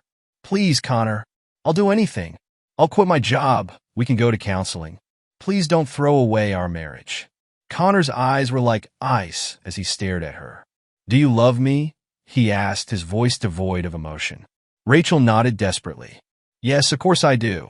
Then prove it, Connor said, gesturing to the papers. Sign them. Rachel's legs gave out, and she sank to her knees. Connor, please. I'm begging you. Give me another chance. Connor looked down at her, unmoved by her tears. You had your chance, Rachel. You threw it away the moment you decided to spread your legs for that punk. His words cut through Rachel like a knife. She had never seen this side of Connor before, cold, ruthless, unforgiving. Why? She asked, her voice barely above a whisper. Why did you confront Troy if you were just going to divorce me anyway? Connor's lip curled in disgust. Because no one threatens my wife, even if she is a cheating whore. Rachel flinched at his words. I'm not. I made a mistake, Connor.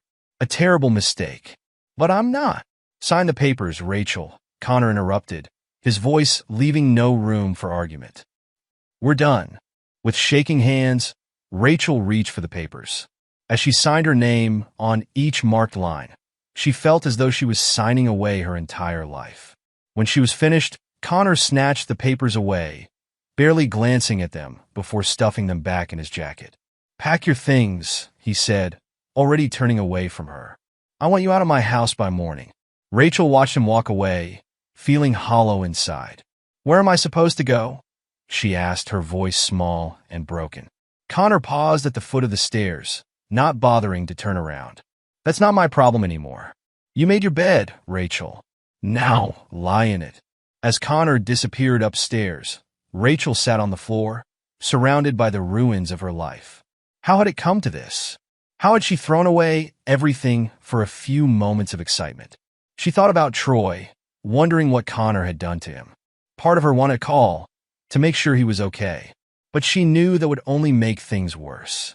With a heavy heart, Rachel began to pack her things. As she moved through the house, gathering clothes and personal items, memories assaulted her at every turn. The framed photo from their wedding day, the silly souvenir they'd bought on their honeymoon, the blanket Connor's mother had knitted for them last Christmas. Each item was a reminder of the life she had destroyed, the trust she had betrayed. As the sun began to rise, Rachel stood in the entryway, her suitcases at her feet. She looked around the house one last time, her eyes landing on Connor, who stood at the top of the stairs. I really did love you, she said softly. Connor's expression didn't change. Not enough, apparently. Rachel nodded, accepting his words. She picked up her bags and walked out the door, closing it softly behind her. As she loaded her things into her car, Rachel realized she had nowhere to go. She couldn't face her family, couldn't bear to see the disappointment in their eyes. Her friends were all mutual friends with Connor. She'd lost them too. For a moment, she considered going to Troy's. But the thought made her sick. He was the reason she'd lost everything. Besides, after Connor's visit, she doubted Troy would want anything to do with her. With no other options, Rachel checked into a cheap motel on the outskirts of town. As she sat on the lumpy bed, staring at the peeling wallpaper, the full weight of her actions crashed down on her. She had lost everything. Her husband, her home, her job. There was no way she could go back there now. Her friends. All for what? A few moments of excitement with a man who had turned out to be a manipulative bastard. Rachel's phone buzzed, startling her out of her thoughts. Her heart leaped, hoping it might be Connor. But when she looked at the screen, her blood ran cold. It was a text from an unknown number. You ruined my life. I'm going to ruin yours. Rachel's hands shook as she stared at the message. It had to be from Troy. But how? Connor had destroyed his phone? Hadn't he?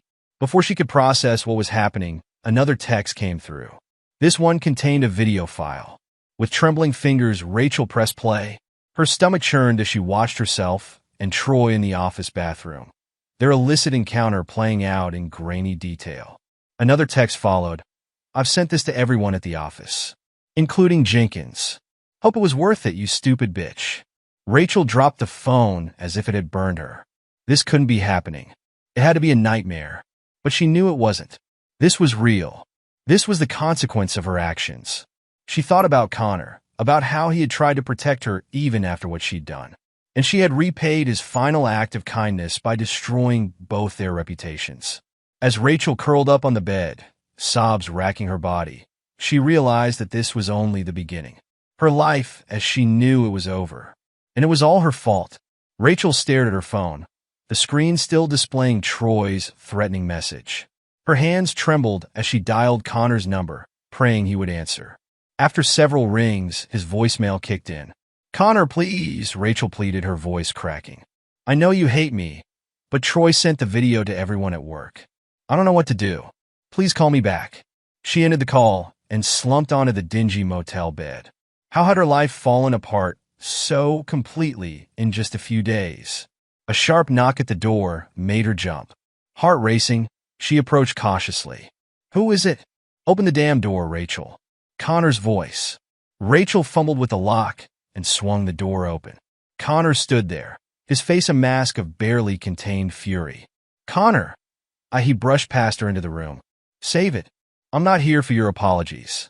Rachel closed the door, turning to face him. "Then why are you here?" Connor's eyes swept over the shabby room before landing on her.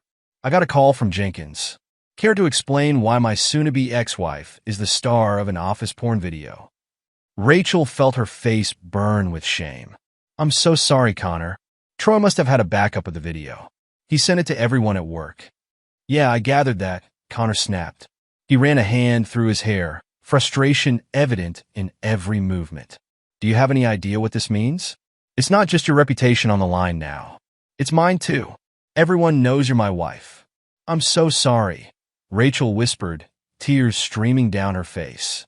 "I never meant for any of this to happen." Connor's laugh was cold and bitter. "You never meant for it to happen? What did you think was going to happen when you started screwing around with that lowlife?" Rachel flinched at his words. "I wasn't thinking. I was stupid and selfish and save it," Connor interrupted. "I don't want to hear your excuses. I want to know what you're going to do about this mess you've created." Rachel blinked, confused. "What I'm going to do? Connor, I don't know what to do. I've lost everything. My job, our friends, you..." Connor's eyes hardened. "Yeah, you have. And you know what? That's not my problem anymore. But this video? That affects me too. So you're going to fix it." "How?" Rachel asked, desperation creeping into her voice. "How can I possibly fix this?" Connor pulled out his phone, scrolling through it before holding it up to show Rachel. On the screen was an email draft addressed to the entire company. "You're going to send this," Connor said. "It's your confession. You take full responsibility for the affair and the video. You make it clear that I knew nothing about it until after the fact. You resign from your position, effective immediately." Rachel read through the email, her heart sinking with each word. It was a complete admission of guilt, painting her as the sole responsible party. "Connor, if I send this, I'll never work in this industry again."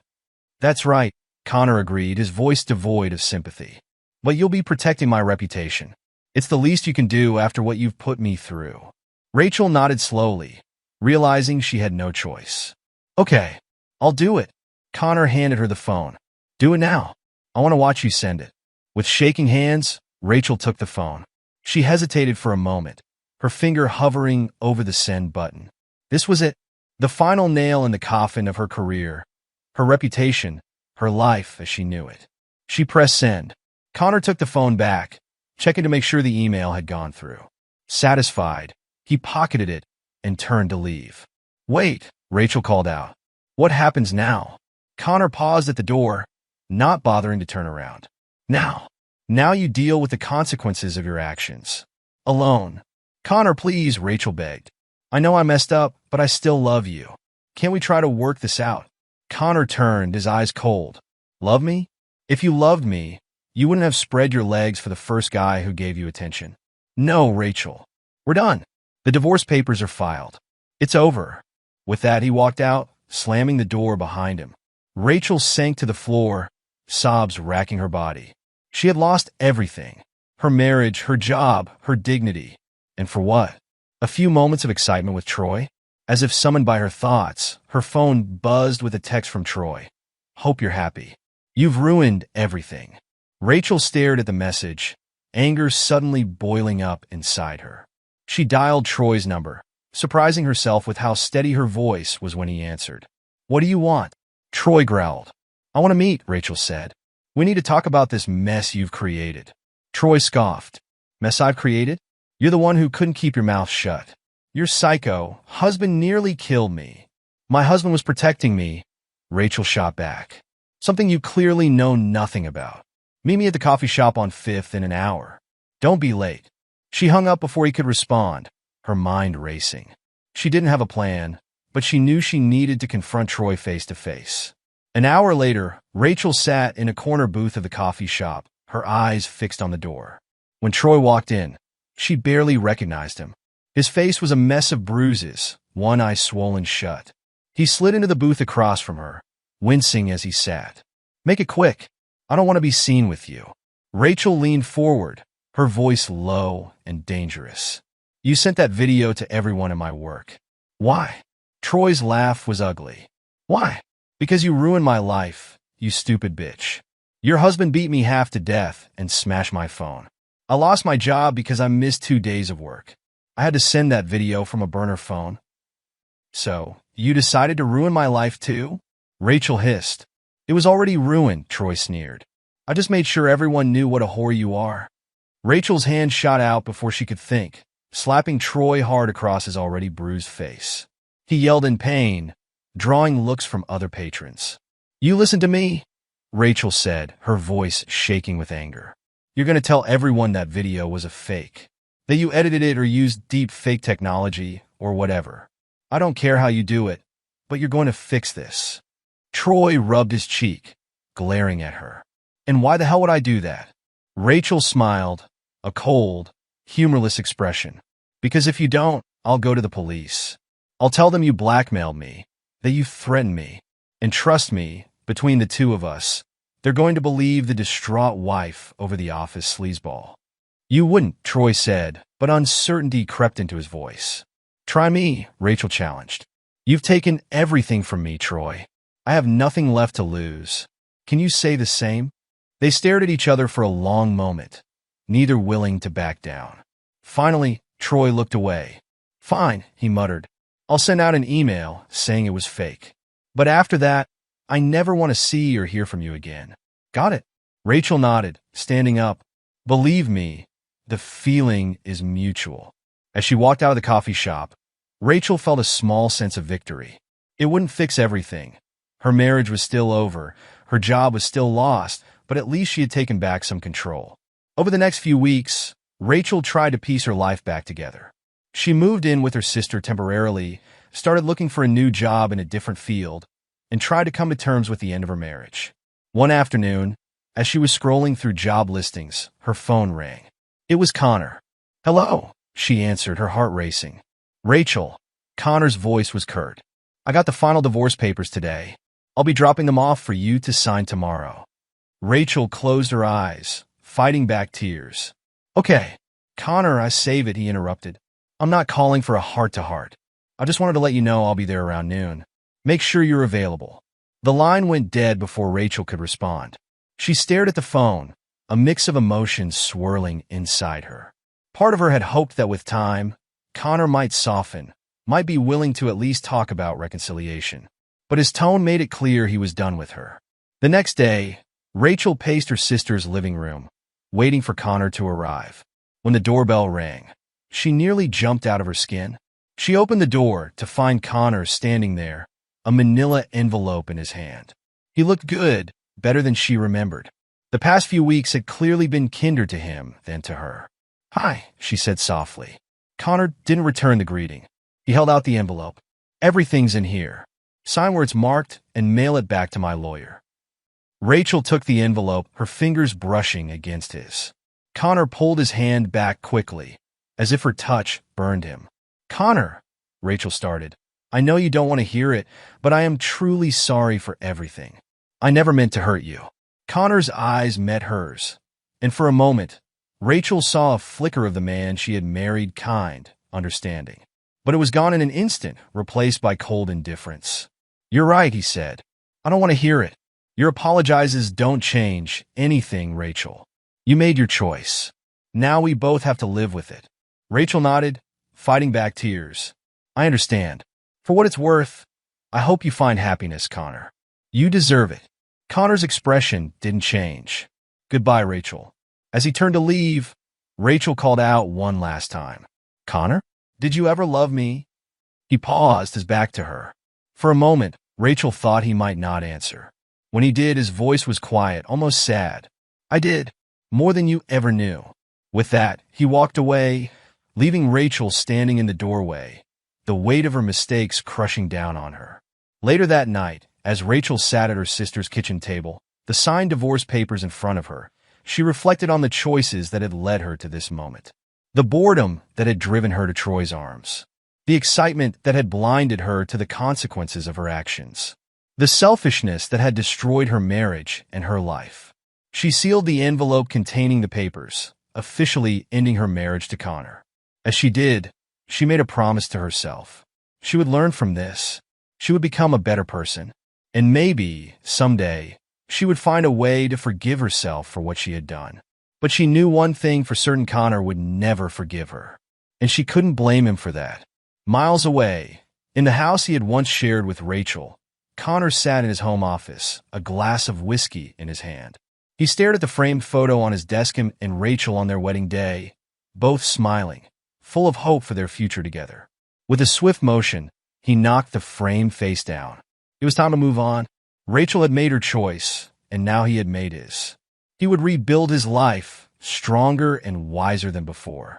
As he looked out the window at the Chicago skyline, Connor felt a sense of peace wash over him. He had faced betrayal and come out the other side. He hadn't let it break him.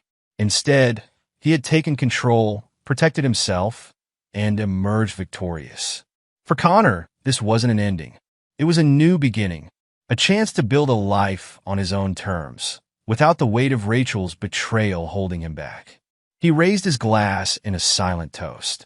To new beginnings, to strength, to victory.